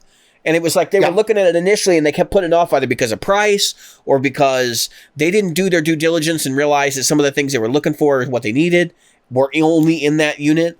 And they just tried to get off cheap. The classic example is people who buy tube screamers. If you're only going to use a tube screamer for one specific application, buy the one that does that application best. Don't buy something else and be like, well, I can do a bunch of stuff with this one. You don't need it to do a bunch of stuff. That's right. All right. Nick Bongers and I were talking this evening. Yeah. And he played a gig. He opened for, it was tonight actually. He was playing this gig while I was talking to him. And, well, I thought you didn't get to go. He's in Michigan anyway. Oh, right. He was playing a gig with, he sent me his set list. I want to get it right because the guy's really cool. Anthony Gomez. You know Anthony Gomez. Oh, wow. I'm sure. Okay. So he opened for Anthony Gomez with his blues band. They played for like a 30-minute set. And he was saying what Anthony Gomez's rig is. And we've talked about it before. Anthony Gomez uses a pair of Kempers and some Mission Engineering cabinets. He's used Marshall cabs and stuff before too, but he's just using a Kemper rig, and he was talking about, man, it sounded pretty good. And I said, yeah, it does sound pretty good. And I said, I guarantee you it sounded great. But the reality for me against the Kemper was, hey, I'm only using 2 or 3 sounds here anyway. I could buy those actual amps and get the 10% I'm missing. And like, that just made sense to me. It wasn't rocket science to me. It was like, yeah, okay, buy those 3 amps and over the next couple of years and live out your life with actual physical amplifiers.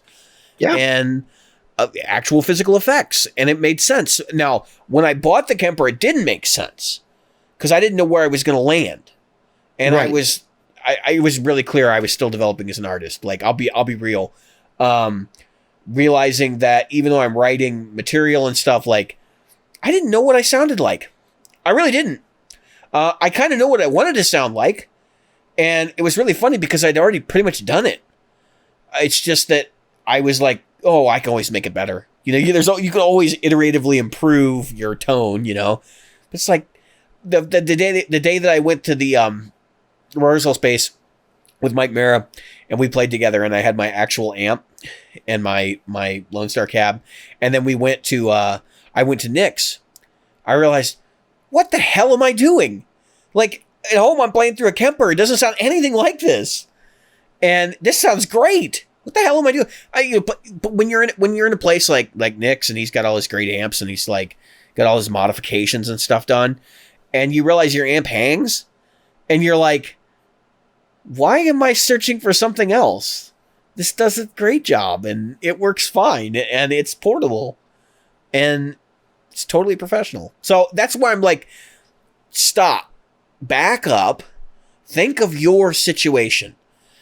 The other marketing thing that's been going on in the last 5 years, 6 years, that's been driving me crazy is the fly rig idea. Everybody wants to get this little bitty damn thing that does everything for them in every situation because they have this fantasy that they don't need multiple rigs to get the job done. And I'll be real with you. Like, I went down that road. I bought into that fantasy. I was like, well, it's 2020. I mean, or it's 2019 or whatever. And I feel like all of this stuff has finally come together. And I bought in because I wanted to buy in, not because it was real. And I realized very shortly down the path that even though it's acceptable, it's not necessarily the best tool for the job. And I think that the idea that Angry Charlie down the corner, I use that because of the pedal, Angry Charlie down the corner who plays at the Blues Club, 3 nights a month, in an open jam and maybe one actual gig, he doesn't necessarily need a fly rig. Like, he could take his Blues Deluxe in one hand, his pedal board in the other, and a guitar on his back, and play through a show. What the hell's the problem with that? Why do we need to downsize everything? Why do we need to buy into these marketing buzzwords? Because they sell products. And when you've got shills telling you, oh, this makes a great fly rig. Look at Ryan. Ryan's a perfect example. Ryan makes content because people like content, right? And he comes up with these wacky ideas, and they're great, and they're fun, and they're really entertaining, like the Affordaboard. But does anybody really need an Affordaboard? I mean, right. If you have a regular pedal board, the Affordaboard is kind of a joke. The idea, and I think that, like, oh well, so a lot of people are going to kick my ass in the comments because I know this is coming. But the Affordaboard thing is like targeted at people who don't have a board. Listen, if you're into gear enough to be watching Ryan Burke's Affordaboard videos and you don't have a board, I'm questioning that. Because let's face it, gearheads don't just sprout out of the ground. Okay, if you're tuned into that channel enough to start watching the Affordaboard videos, chances are you have a couple of things laying around. So I don't think that's the target market there.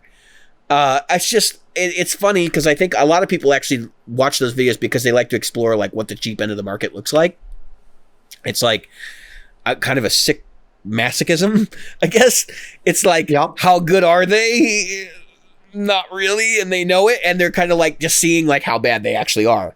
You know what I mean? Like it's one of those situations too where it's like a train wreck. Right. So, but ultimately, just realize like all of this stuff has motivation behind it in some way, and if you can identify that motivation, you can protect yourself. So listen, nobody's going to get burned by flipping through 3 tube screamers. It's peanut money wise, right? Like most of us could probably afford to have a tube screamer and then sell that tube screamer and get another tube screamer. That's right. So it's not horrible, but I don't want to see people get. Part of the reason why we started this show, at least from my end, was to give back, and I don't want to see people make the same mistakes I did. I've owned hundreds of pedals probably at this point. Like, I had a list. I know it was at least 50 that were on the list, and I know there were more. So we're probably pushing 75 or 100 at this point. And the reason why I bring it up is because I'm like, I don't want to see anybody have to go through that crap. And then I watch 5 Watt World. Oh, let's talk about all of the deluxe reverbs I own. Dude, your channel was billed as like, we want to show you how to get more with less. What the hell are you doing? It completely shifted. He became a shill. He became, well, in the end, it's what. So,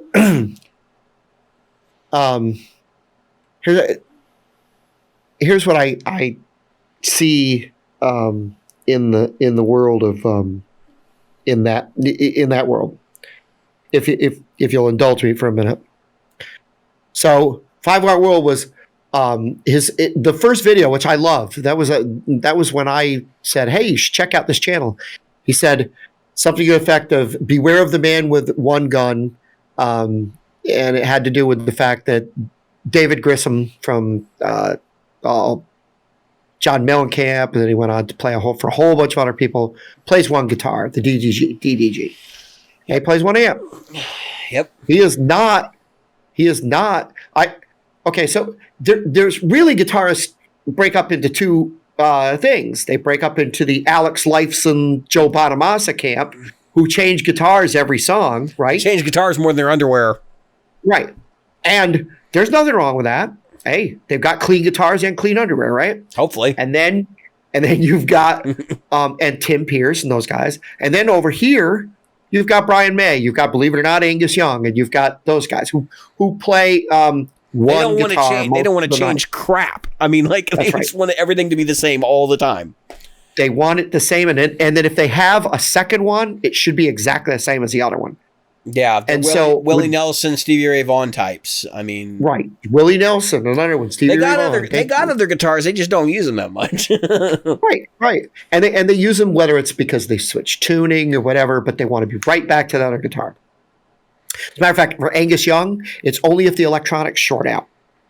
If you talk to his guitar tech, and like Stevie Ray had a bunch of guitars, but they were all basically used when number one was either like being repaired or there was one tour where he took another guitar out because they were retiring it, and it turned out that they got about halfway through the tour and he said, give it back to me.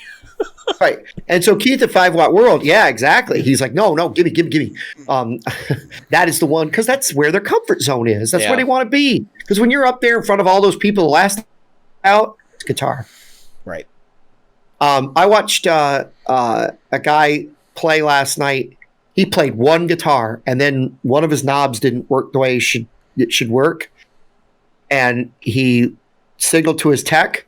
Tech comes over. He switches over to another guitar, and the tech is over there with a flashlight, and I'm watching him because he's like right there in the front. Yeah, flashlight and a soldering iron, you know. Yeah, and they're working. He's got one guy holding the flashlight. He's in there because the lights are down, you know, and they get the guitar, and when they're done, he's like, "Yep." He's waving them in, bring it over, and then that one comes back for the rest of the night. So with the exception of a couple songs that he played, he liked to play slide on, because obviously slide, you want a slightly higher thing. No, he wanted that guitar all night It depends long. on the player, because I've met slide guys that have action that's probably lower than mine. Yeah, and some people do. But the point is that you get into this thing. Well, anyway, Keith Williams was supposed to be, what I'm trying to do, and what I've been trying to put some videos together for, is use what you have and use it to the best of your advantage. Now, he's a guy that was using a Rev, and what's the headless guitars? Steinberger? Solar. Solar's right? Solar's not headless. Strandberg. Oh, then it's time. Strandberg. Thank you, Strandberg. Okay, he was using Strandberg guitars and a Rev. But now, all of a sudden, he's using a 59 custom shop Les Paul, and 3 deluxes that he's shooting out. Now, we know he's going to keep one, and we know which one it's going to be. It's going to be the real one, the real vintage one. He's shooting it out with a blonde Tone Master and a reissue.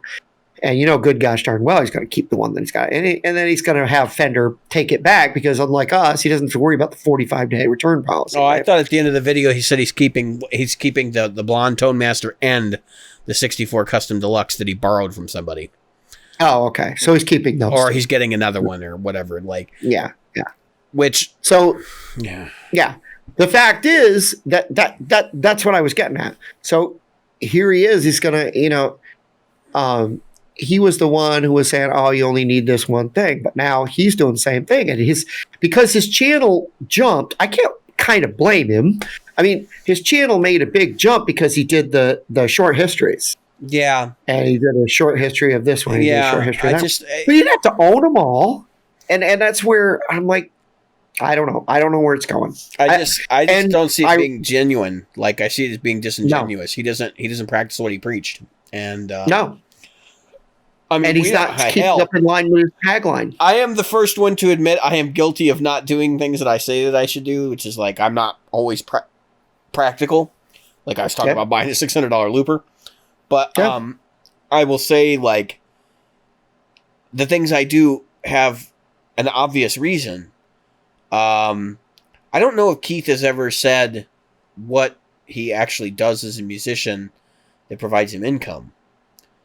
But, like, I kind of question, like, do you even need a 20-watt amp for your house? Like a 22-watt deluxe? Or, like, what is the deal here? Are you just like the sound of your guitar? I don't know. I mean, he's got every right to play as loud as he wants at his house. Well, for sure. That was not what I was going to argue, but no.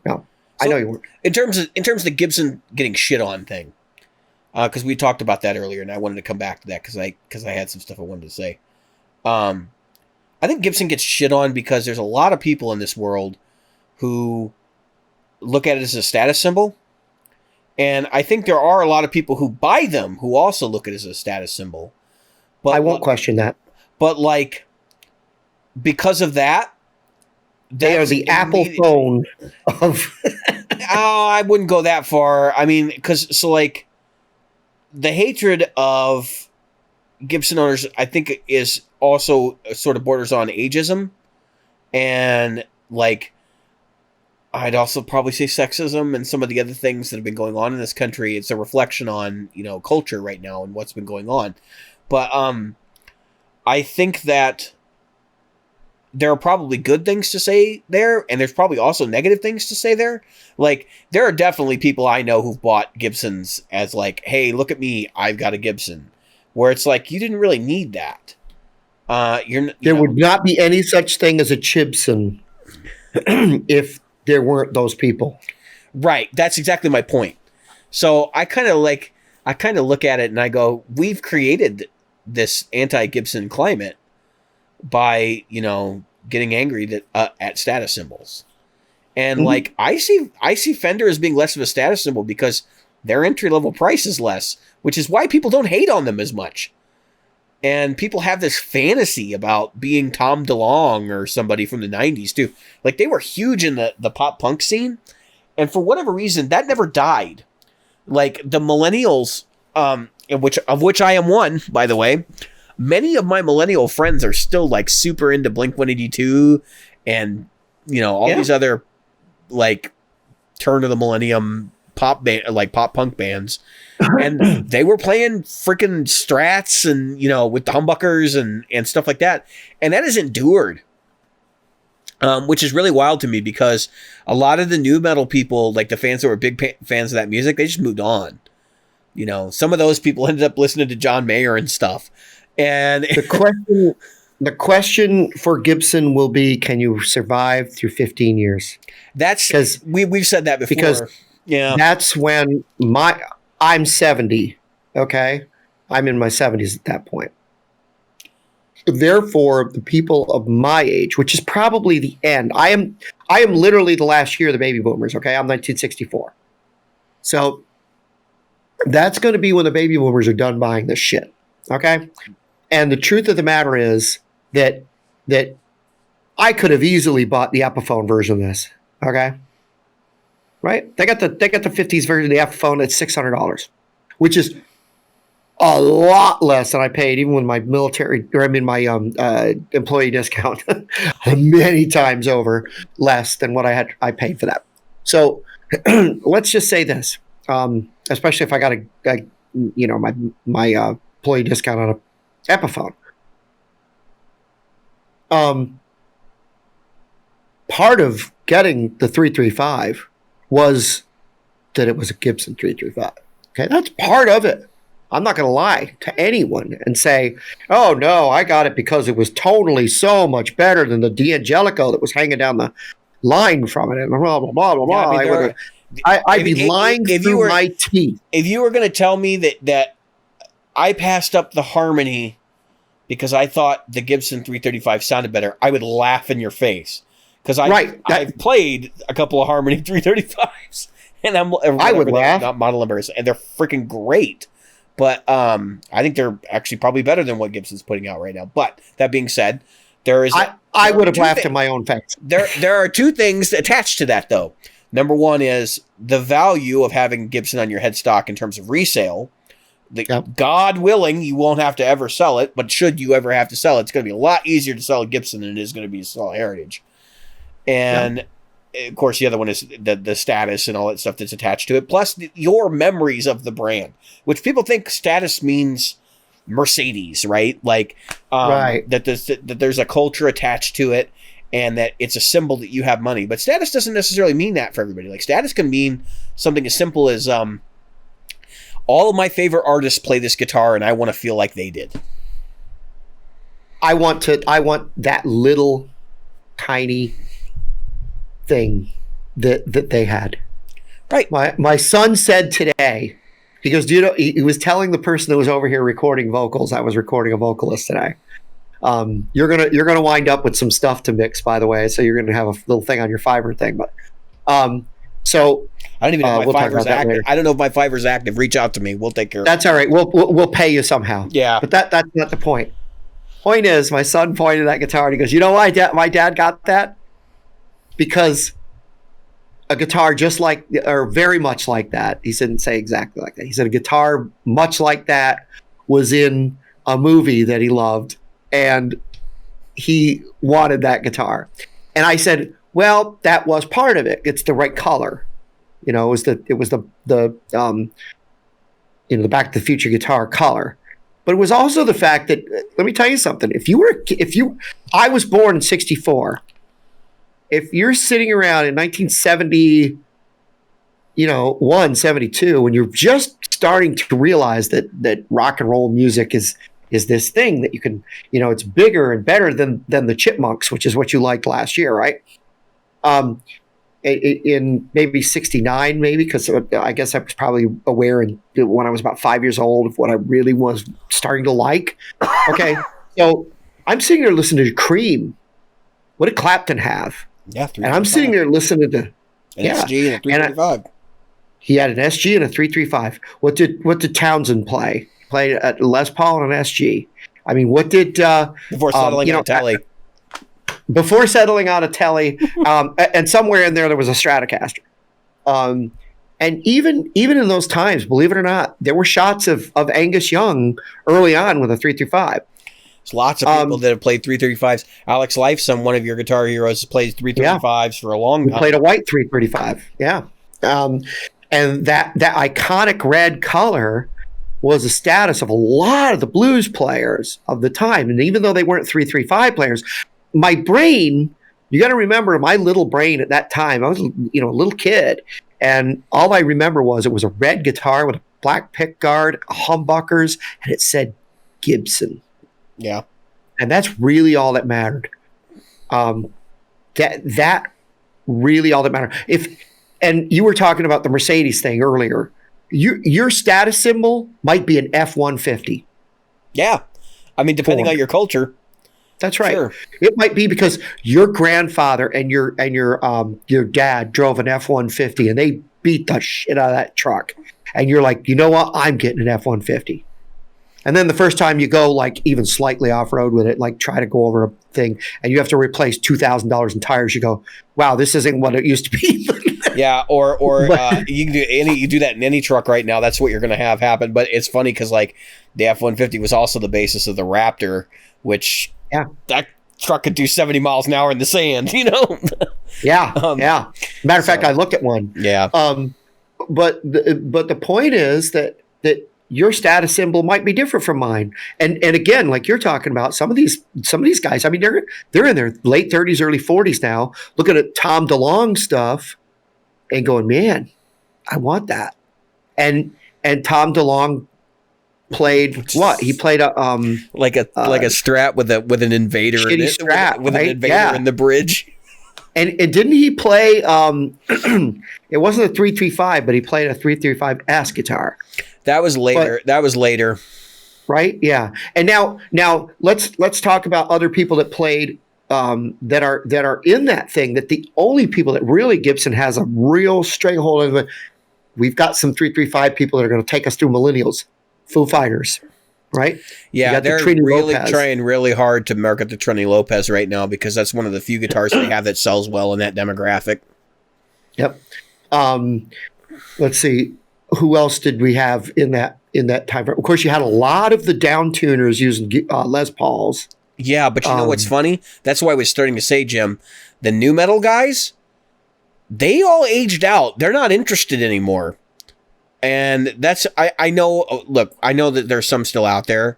But like when you look at the bands that people make fun of today, who are they making fun of?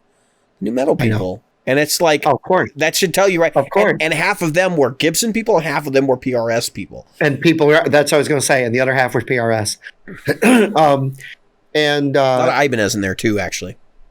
There was somebody else I was thinking of that was a big Les Paul, Gibson player. But anyway, the point is, you got a lot of Fenders in there. at that point. You've got a lot of transition, those Stratocasters, Ibanez, Fender, and Telecasters, PRS. You know, Ibanez. Yep, Ibanez. And you know what's funny? This is what's funny and why the lawsuits are kind of silly. Like I said, when I looked back, I saw a certain body shape, color, and style. I had no idea what those words were on the headstock. you know what, Jim? That's a good point. But you know what's even funnier? The lawsuits, they actually made it harder for Gibson to do well. Because Gibson sued their competition and forced them to innovate. And when they innovated, Ibanez, nobody would have been buying Ibanez guitars today if they were copies of straight, not in the same way, if they were straight copies of Gibsons like they were in the beginning. It was because they decided to make like the S series and the Roadsters, the Sabres and the Roadsters, and then those evolved into the S and RG line. That's exactly what that's why they still exist, because they got sued. If they hadn't been sued, they probably would have just disappeared out of existence, because you had people like Hondo and Greco. You would have had people saying things like the old adage, you don't call him Ibanez, you call him Ibanhad. Like that was a nickname for him. Yeah. Yeah. And so if you look at, you're absolutely correct.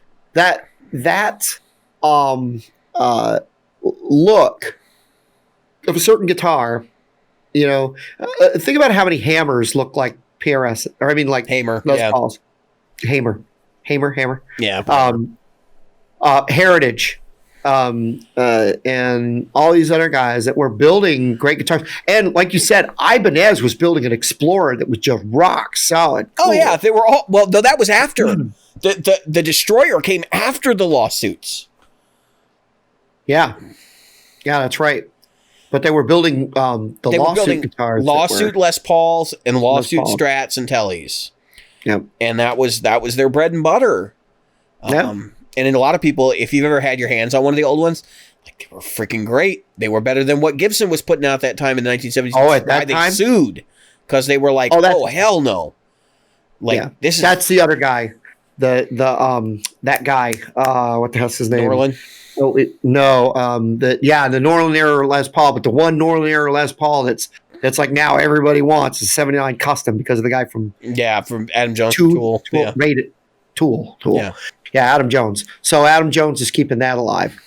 But yeah, I got to tell you that some of the best Explorer guitars were Ibanez's in the mid 80s, right? That was mid to late 80s.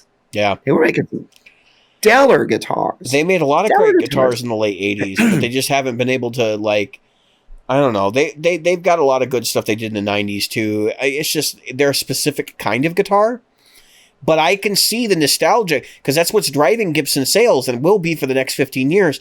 I can see that nostalgia shifting as people get older to Ibanez and PRS and a lot less Gibson and probably a lot less Fender until the millennials start getting into that phase of buying like the Tom DeLonge reissues and stuff.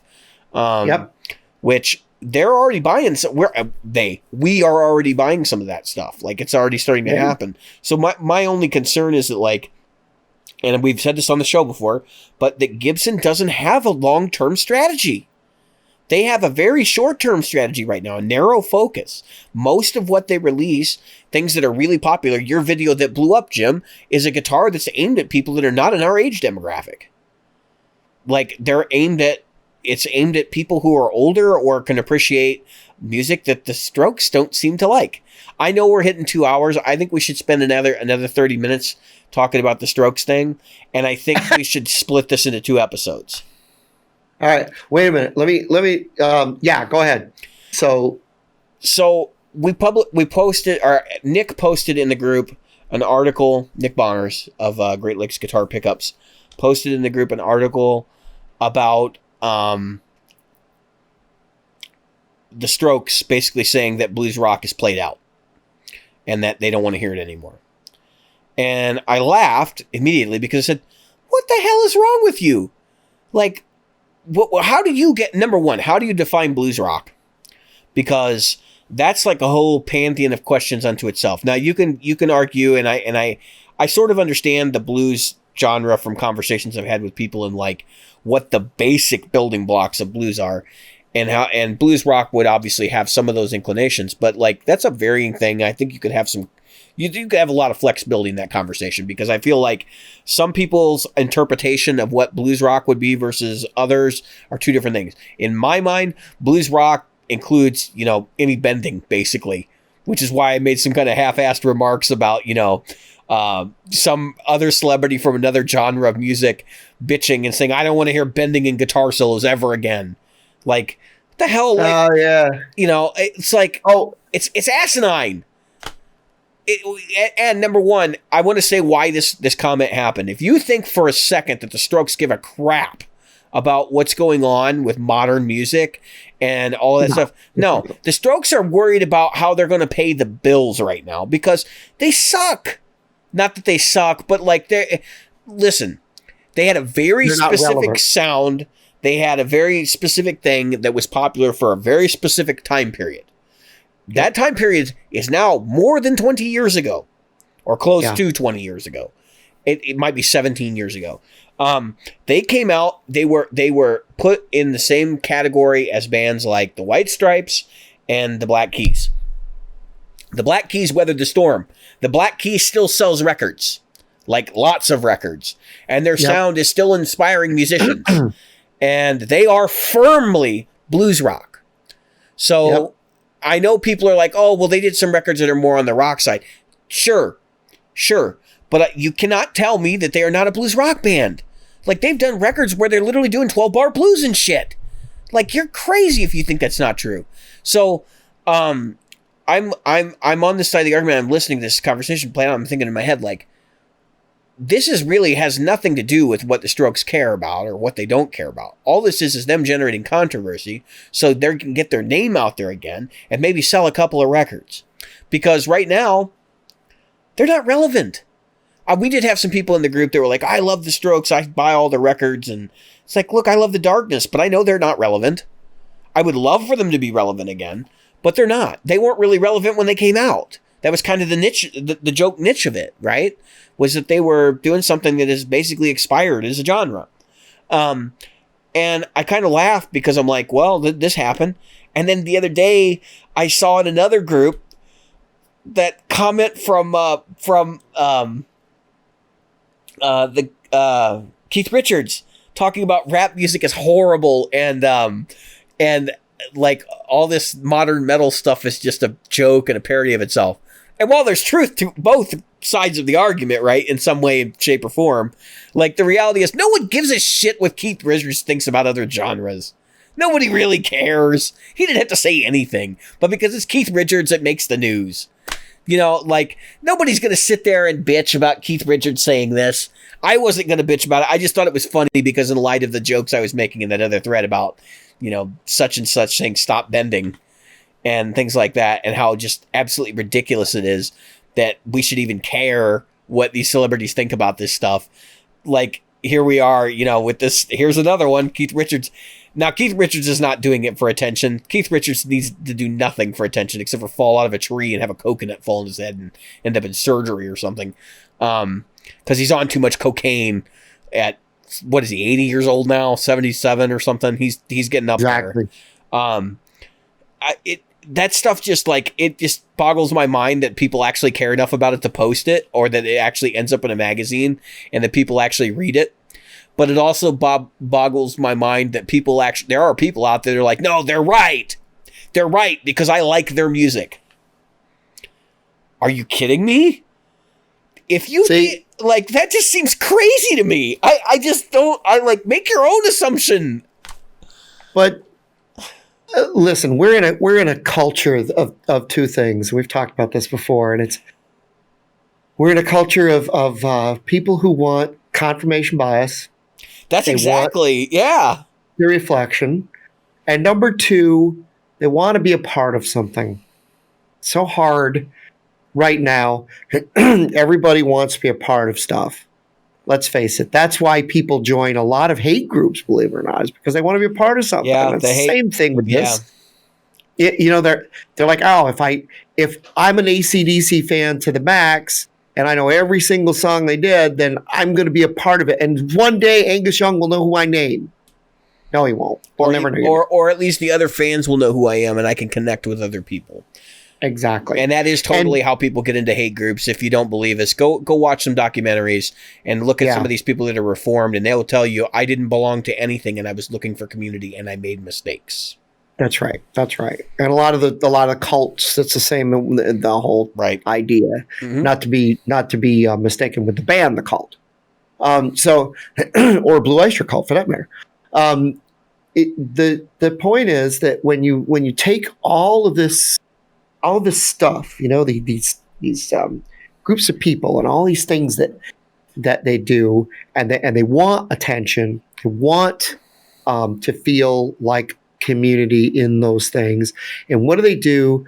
They find someone, and we talked about this, the sycophantic lifestyle of not being able to think for yourself and do this stuff. I recently did a video I put up on our channel called something about the 10 stupid things that musicians ask in guitar forums or guitarists ask in forums. And I had a person say to me, well, you shouldn't make fun of noobs and stuff like that. And I wanted to say, did you watch the video? It wasn't about that. It was about making up your own mind. And that's really what it comes down to, is make up your own mind. I definitely didn't feel like any of the stuff you were going through in that video was like talking about beginners. I felt Yeah, it wasn't about also people asking questions. I don't want people to think that, oh, Jim's a jerk. He doesn't want to answer questions. He thinks he's above these questions and stuff. No. What I'm talking about is things like, what color should I buy? Yeah. Things that are purely subjective. They're the most subjective things you could ask. That's like asking me what flavor of cereal you should eat in the morning. I don't know. Eat whatever you like, and don't eat what you don't like. And don't eat the stuff that gives you the runs. I mean, let's be smart about things, right?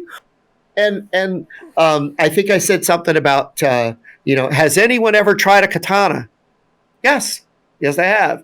And that's just a lazy question. It's not the fact that it's a you didn't think it over, right? You didn't think. What am I looking for? What do I mean by has anybody? These people that are making these posts are looking for community. That's what it is. Right. These people are not expecting to get an answer that's meaningful to them. No. They're expecting someone to answer them. And that is what this is really about. And that's fine. Yeah. Introduce yourself. Tell us about yourself. Don't ask a bullshit question with a bullshit answer. Right. Don't look for that, because all you're going to get is bullshit. And then you're going to think that the community is toxic. And the reality is you asked a question that doesn't have an answer. It's not really say, hey, man, I'm looking at these two colors. My favorite color is this. And leave it at that. It's okay. Be like, nobody's going to say, well, your favorite color sucks. No, that's not what's going to happen. Ask about the gravity of the Pepsi logo. Like, that would be something that would be, if anybody knows that whole thing, that would be something that, or the gravity of the red 335 that's hanging behind Jim. Let's talk about that for a minute. No. Maybe we won't split this up into 2 episodes. I think we're in a good place. I want to give some final thoughts, but other than that, I think we can stop and we can release this as a little extra content on this episode. But anyway, I want to say that when you're asking questions in guitar forums, any forum, I don't care if you're asking. All right, let's say you went into you're going to buy a dryer. I bought a dryer recently, right? Yep. That was my dryer. That was in the last episode, even though it was a month ago. Yeah, even though it was a month ago, we just posted that one. So, I bought a dryer. I wouldn't go into a forum going, "What dryer would you use?" Because what if they have 8 kids? I'm 2 single men in a house. I don't have the same needs as a family that's got kids that are still shitting their pants, right? And so those are the kind of things where I would say, hey, I'm in a household with, a dad and his son, and we're both single adults, probably go through, 3 loads of laundry total a week, 4 loads. What's the what do you recommend if there's such a thing as a dryer for them? I just want whatever was cheap. But my point is, I wouldn't ask a stupid question like, "What's a good dryer?" Because I'm gonna get the problem that questions like this have. Like if I was to ask you, ready? I'm gonna ask you, "What's a good guitar?" Then you have to ask me. I'm asking you right now. Go ahead. I'm gonna put you on the spot. What's a good guitar? A G&L for electrics and a Siegel for acoustics. There you go. A G&L S500, right? And you're going to say a Seagull for acoustic. Yeah. And you know what I'm going to answer? Well, I'd probably get a Gibson. I might get a Fender. But I'll tell you right now, when it comes to acoustics, there's nothing better than a Gibson. I'm probably going to say that because I want confirmation bias from you. Oh, man, that's what I was thinking too. Just saying. It's not invalid to ask those questions. Like, honestly, I watch your rant video. I'm like, I understand people getting annoyed with it. And I understand people who ask the question too. Like, there are definitely times where I'm asking my wife, like, what color looks better here? And it's just because I want extra input. And that's partially because, like, when I play guitar on stage, I kind of think about, like, what people look at me and what color looks best on me, or that kind of thing. Like, it happens, but there's a big difference between like not providing any context and saying what color Les Paul should I get, and providing context like I got to go on stage and that kind of thing. Right. So it's about context. Right. It is about context. Now, if you said, you know what, normally I wear blue clothes or blue jeans and black shirts when I go on stage, what color do you think would be best offset for that?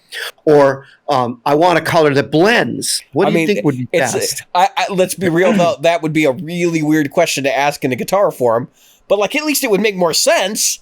I mean, it's okay to. Yeah. I don't think most men are comfortable asking for fashion advice, but that's the thing. I'm 6 feet tall, and I've got what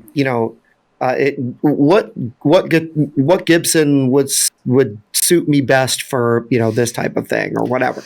I mean, at that point, because I don't know if you've ever seen that 335 on me, but it goes from here to here. Oh, they don't fit well on me either, so don't feel bad. I don't think anybody, but maybe Greg Koch, 335, and maybe Charlie Daniels used to be able to. Yeah. But you see my point. I mean, if you said to me, "What's the best amp?" or "What's the best guitar pedal?" or "What's the I'm playing metal. What's the best guitar pedal?" What amp do you have? What guitar do you have? What's your what kind of metal? What's the see what I mean? I just think there's always context. Well, but you know what? When people say stuff like that, they're showing you they don't know much about it. And that's like I run into it in the Mesa Boogie group all the time. There was a guy in there the other day saying, "I'm buying my first amp and I want it to be a Mesa Boogie." And I'm going, "What?" But I'm like looking at these conversations and I'm thinking to myself like, and then they go on to say, "What's the best Mesa Boogie?" And I'm like, I respond and I go, "What do you want to play with it?" Because they don't realize they don't have any context for this. Like they don't know that that it's not a good, better, best thing. It's a purpose-built thing. And that's what I said in the video. I said that it's about putting context around it so that the answer that's provided is an answer that works and is informative. Because I hate to give an answer and then the person goes, "Man, you're an idiot." That's wrong. Because I gave an answer based on what? Ether. Nothing. Yeah. I think it'd be probably a good idea to put together like a little series of where we talk about like decisions of where does a Les Paul fit, where does the 335 fit, because there's already somebody who put together a short history of them. But I actually don't want to get into that with the classics because I kind of feel like this could be a good final thought. I kind of feel like those things have so many places that they fit into, and I think that they're so classic that you can like people are like, "Oh, you can't play metal on Strat." Bullshit. People do it all the time. Adrian Murray proves that. Well, yeah, even Strats with single coil pickups can be played in metal if you know what you're doing. and Yngwie Malmsteen. That's all he plays, and you can't tell me that's not metal. And like, it just boggles my mind. People are like, but there are definitely guitars that are genre specific. Like, you're not going to play an F Series ESP LTD outside of metal. I mean, that's just not going to be a thing. No, I'm not talking about genre specific stuff. I'm talking more about what is it about the voice of a Les Paul? You know what I mean? Or what is it about the voice of a Strat? But even that's like a really subjective thing, because especially on classic instruments, because they get so modified, and even the ones from the 50s and 60s they had so much variation. Like, I really don't feel like you can define, people are like, oh, the 59s sound like this. Every freaking 59 I've ever heard on record sounds different. There's it's a wide spectrum too, because there's some that sound like Strats, and there are some that sound like Telecasters. I mean, and there's some that sound like 335s and old Gibson jazz boxes and stuff. And it's like, you really can't do that. Now, you can say generally, you can pigeonhole something and say, well, it's kind of this. Kind of. And my fear in that is that people will take that out of context, but also kind of like dictate what their modern buying choices are based on it. And I would rather people just go pick up and play and find what works for you. I mean, I've had to go through that so many times, but like, I wouldn't be where I am if I didn't. We're in a place we've never been. So a bunch of people are getting handed a pile of money, right? Yeah. When you were talking about the person that said, "Hey, I'm buying my first amp, and it's going to be a Mesa Boogie." Yeah, I bet you if that person didn't have a $1,400 check burning a hole in their pocket, or a $2,800 check in whatever their pocket is, yeah, and going, well, I can buy the best anyway. And hey, why not buy the best? If you had $50,000, you're going to buy a car, would you buy a Chevette, or would you buy a Corvette? I mean, I'd probably buy a pair of Hondas. Well, because you see where I'm going with it. But I'm practical. I would too. But I'm practical. I like Honda myself. You wouldn't buy a pair of diesel Audis?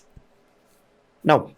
But I can see the government telling me, I want you to sell that. We're going to give you money to sell it in the near future. So I can see getting a little tax break for selling that off and buying myself an electric vehicle. So anyway, what I was getting at though is that there is definitely a group of people who are able to go and shell out the money for guitars. I walked in a Guitar Center today, and I've never seen it as barren. Remember the COVID thing and all the COVID and bankruptcy. It is right now. It's barren, and they cannot get stuff in long enough before it goes out the door. And the fact is that I watched them. I was standing there, and I watched them sell. They just kept going upstairs, getting boxes of stuff that wasn't even on the floor yet, and had time to break it out. Yeah. I want that Katana Mark 500. I want that Marshall DSL 40C. I want that, that Martin, whatever. Can we, there's one other thing I want to bring up. Something actually happened while we were on the show. I gave my phone the finger. Everybody saw it. I'm going to end the mystery right here. This is directly relevant to what you're saying. Yeah. So Guitar Center is like having trouble keeping stuff in stock, obviously. Yep. Big surprise, right? It's 2021 and the world still sucks and we're still getting stimulus checks from the government, which, by the way, is like, you're stimulating the economy, but you're going to have to pay some of that back at some point. I got a message on Reverb because I have items up on Reverb, and this just ground my gears really bad. But basically because Reverb things are moving on Reverb. I listed 5 pedals, I think. I sold 2 of them almost instantly. Yeah. Which, okay, I'm looking to see, wait a minute. All right, so only 2 have sold. I got an offer during the episode of $80 for a pedal that's worth $100, which is no big deal, but I've already had 2 other offers on this pedal for $60. One for $40 and one for $60. I'm like, Go away. Go pound sand. Number one, Right. I know that I have one of the only ones on reverb right now, and you don't like that, and you think they're worth this. Well, I got news for you. They ain't worth half of the new value of the item. So you can just piss off. Right. So anyway, I declined those, but I get this other one from this guy for $80 at $12 shipping. I didn't respond to him because we're doing the episode right now. He writes me a message and he says, I really kind of want to out this person, but I'm not going to. He writes me a message and he says, I am rescinding my offer, which you cannot do on Reverb, because someone else accepted my offer in before you did. I could click accept and he'd be obligated to pay me. Yeah. Because your dumbass can't read the terms and conditions because you got money burning a hole in your pocket. You had to offer it to somebody else at the same time. Like, do you know how to use eBay? You can't do that. Once you click, I agree to these terms and conditions and to pay. That's right. You have to wait for that offer, which can take up to 48 hours. It even says it right on. I thought it was 24 hours, but anyway, maybe. I believe it's 24. I thought it was 48. But you click a checkbox saying I agree to pay, and this guy's like, "Well, I'm rescinding my offer." I said, "Okay," but I'm sitting there thinking, like, what a jackass. And it's just this is what Reverb's like right now, because COVID's going on. Yeah. Like, people are I got a stimulus check. I got to buy all this gear right now. By the way, my looper and all this stuff, my stimulus check is in the bank. I am not spending that money. Okay? Let's be real here. I got to buy a house, so that's where that's going to go. So I'm just looking at the situation going, these people are nuts. Used gear is going for as much as new right now. It is. There is stuff I am like, unless you own a camper, to be pulling my leg. Yeah. Well, that's because there's a bunch of them on Reverb. But the point is, I'm looking at Reverb and I'm going, you have got to be kidding me. There are that many used items going. And then I look and I can literally drive to Guitar Center right now. I could understand it if there's none. Like, you go to Sweetwater, you're smart. You go to Sweetwater, more on the way. Guitar Center, back order. You know, you do your ZZ Sounds, not in the stock. You do your due diligence. But when it's in the store everywhere, and you're only giving me a $5 discount, blow it out your ass. Blow it out your ass. Seriously. Well, you want to find out if those Acoustasonics are selling? Go look right now and see if they're in stock somewhere. I mean, honestly, that's my point. Like, the Acoustasonic Stellies and Strats are in stock everywhere. They got a surplus of them. Nobody's buying them. I don't care what people say in forums. I don't care what people say in groups. No one is buying the fucking things. Stop believing the shill. Stop believing the people that are buying into it because they lust after it. If you're not actually buying them, they're not successful. Yep. Well, guess what? Every single color of the Stratocaster is in stock at... what about Telecaster? Sweetwater. Hold on, I'll check the Telecaster next. So that's the Stratocaster, all right? Now, let's go back. Whoops, I'll just go back to the here, and I'll pull up the Stratocaster, because or Telecaster, that's the one that came out first, right? In stock, matte black. More on order. Oh, that's a lefty. I can understand that. For the natural lefty. In stock, Sunburst. In stock, translucent gray. And the only one out of stock is the Telecaster in surf green. That's it.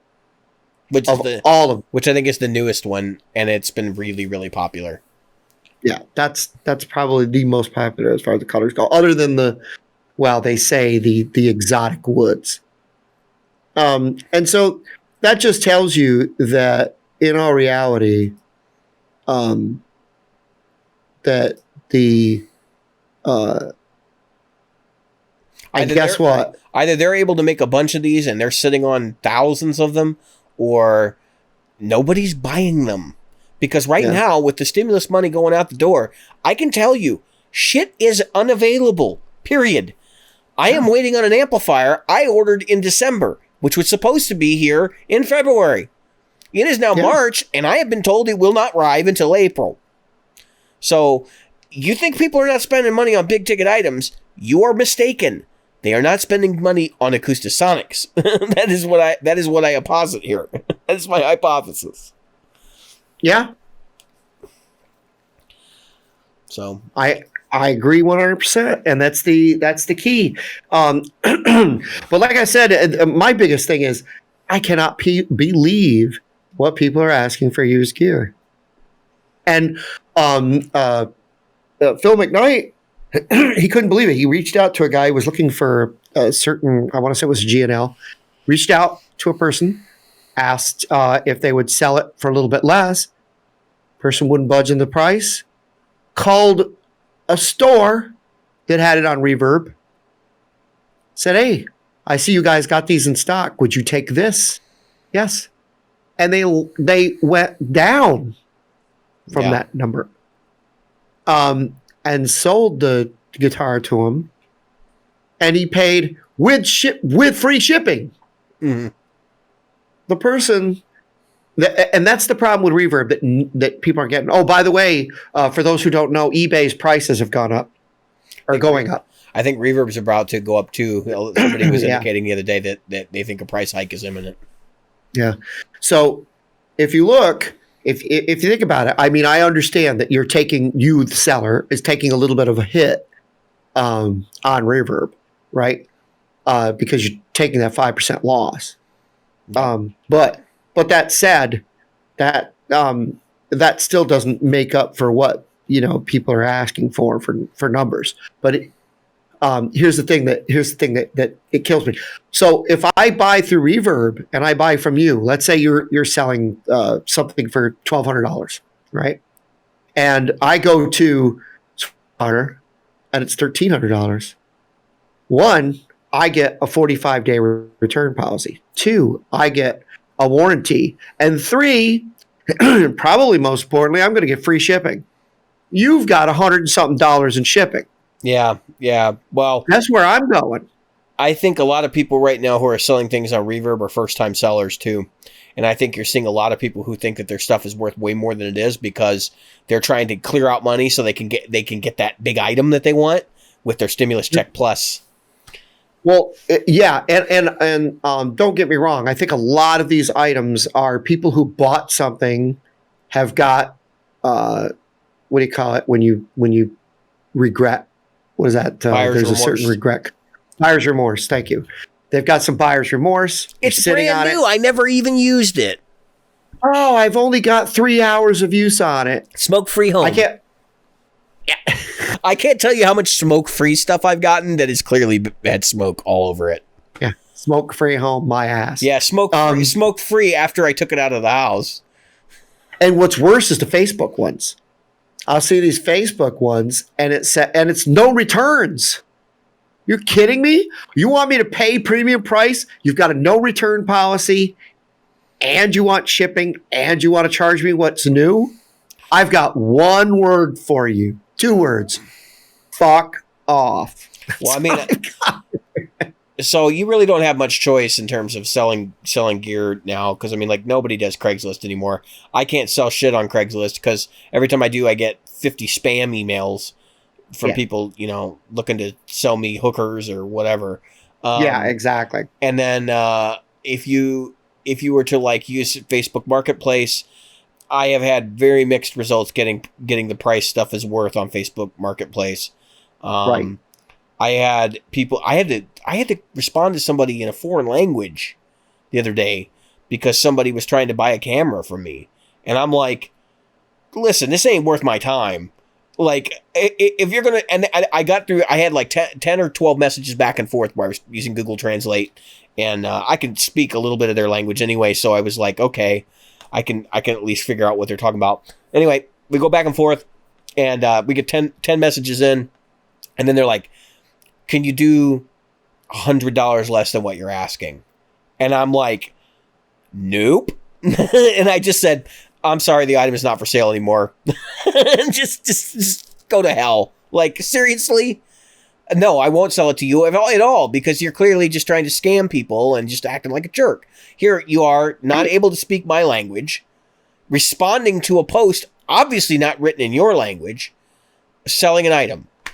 And you're telling me that I want to take $100 less for it. No, this is not how we negotiate.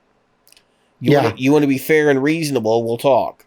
And I ended up actually getting basically what I wanted for it. To somebody who drove a good 45 minutes to get it.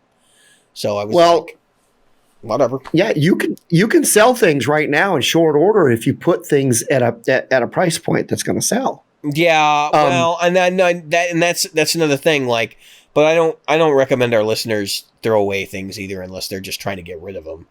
No. Unless you're hard up for money, that's when you price things to sell like that. Otherwise, sit on them for a while. I mean, I've waited.